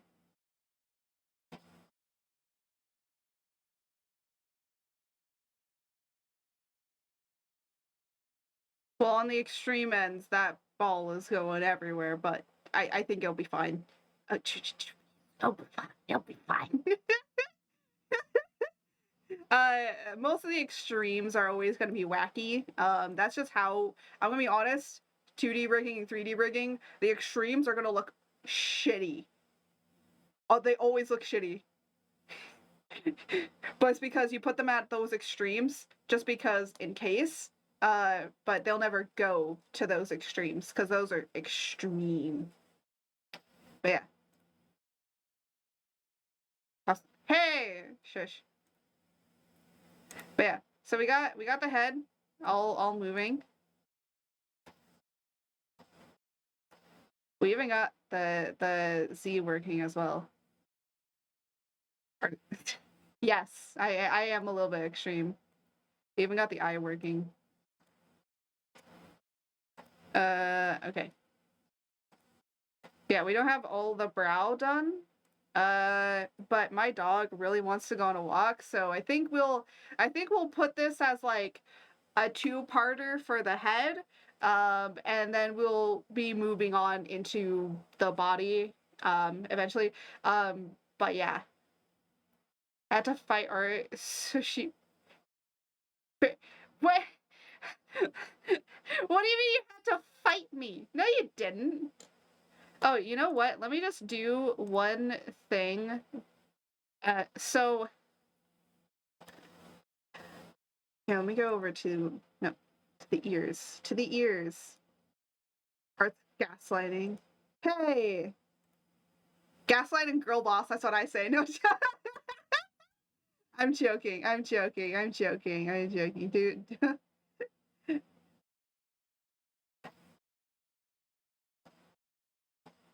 Okay, here you go. No, no, I didn't admit to it. I joked. I said I joke. As a good joke.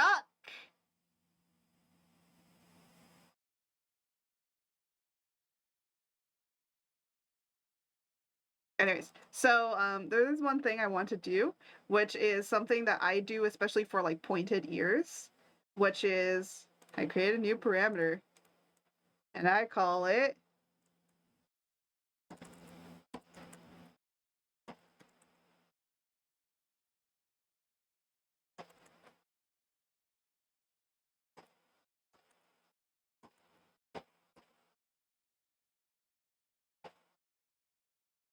mm,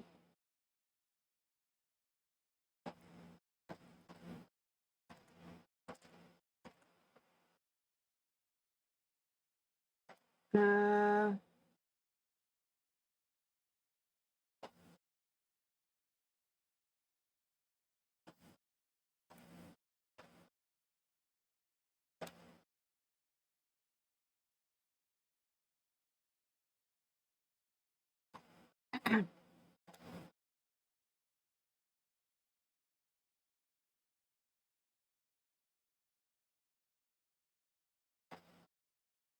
so with this, what I do is technically you could actually do this.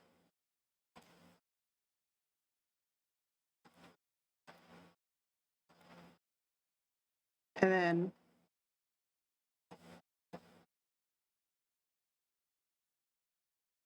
well actually this should do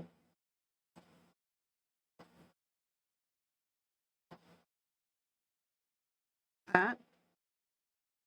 Good. And then when it moves down,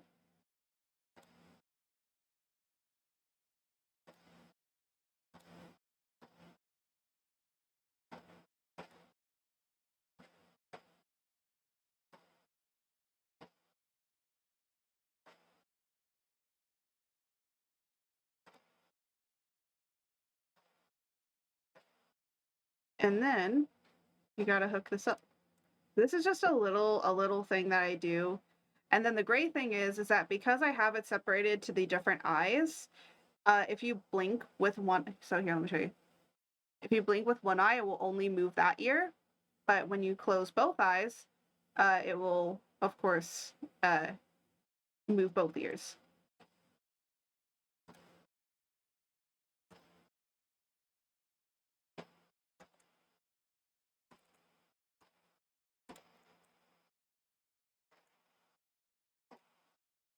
And I usually create my own stuff for this. So we go and we find the open. It's gonna be the input. And then, oh, no. And then we're gonna create da da da. There we go. And no, cancel.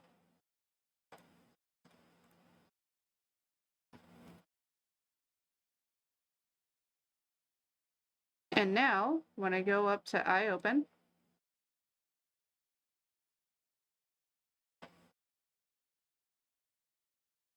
and there you go. You got your little ear wiggle. It's just a nice, it just creates like a nice little bit of movement up there. Unless you have like a lot of movement up there, like up on your head, like you don't really need to do this. And if you have, technically, if you have normal human-esque ears, ignore this entire situation. But yeah, that's a little thing I add. Different people add little itty bitty things like that just to create a sort of unique uh, rigging. So, and I have a bunch of little things like that. Oh, was my mom? Did my mom message me that she was on her way home? Oh, I guess not. Yo, guys, I just got an email.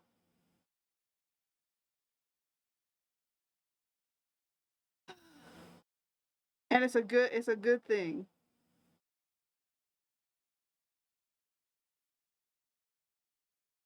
My payout finally came in. That means, you want to know what that means, guys? I from Twitch. I just got my payout. You know what that means, guys? Guess like this person is going to be going on Amazon right after this stream and getting her mics. Now, I personally don't want to get it from Amazon, but honestly, Amazon is unfortunately the only place I can go and get this from. I could go into like Best Buy and probably buy it. I think I'm gonna go with the HyperX. I just can't find anything better. Daddy Bezos has us by the ball. Unfortunately, I wish, honestly, I wish I could go anywhere else. I could actually go to Best Buy though. I can check if Best Buy has it in store, because then I can just go and buy it from Best Buy. Because I have Best Buys that are close enough. They do price match. See? Unless Best Buy is like the same price. But yeah, I think for right now, this is what we have. I will be probably before next time, I will have rigged everything that we've already rigged. I won't go over the brow stuff just because we have to do that on stream. It's very easy to do the brow stuff. And then we'll do the mouth.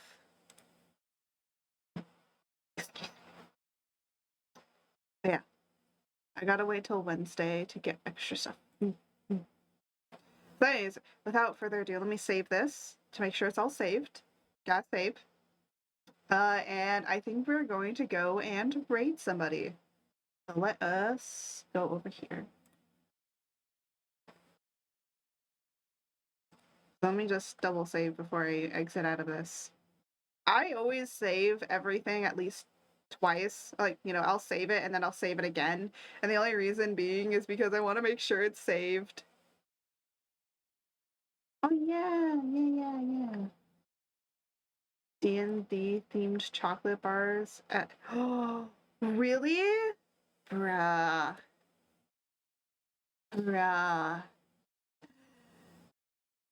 That sounds awesome. Fox is streaming? Fox is streaming right now? Hey yo. Fox multitasking? Hey yo. Yo, get me Fox's thing. Shut up, Fox! Shh! Go do your own shit!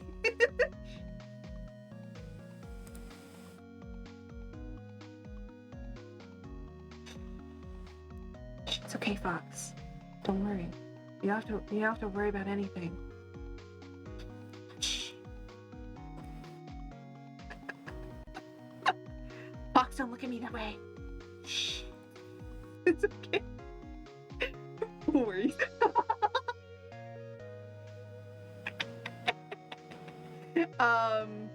Oh my gosh. Jose, get me Fox's thing. I don't think I'm I'm following them. Jose, give me the thing. Oh my gosh, my dog. Wait, I'm gonna be going on. Okay, thank you. So it's the same name. Okay, good.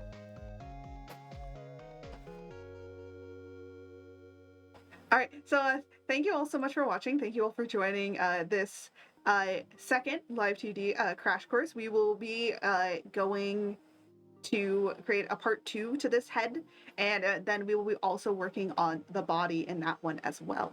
So this will be a whole continuation of each other. But I do want to thank you all so much for watching this basically 4.5 hour stream. We're going to be rating a good friend of ours. So without further ado, thank you all so much for watching. Go and check out, if you're watching on YouTube, go and check all my links down in the description below. And for you guys on Twitch, you're going to go and raid somebody. And as I always say, as an ending thing, may the wind guide you. Until next time.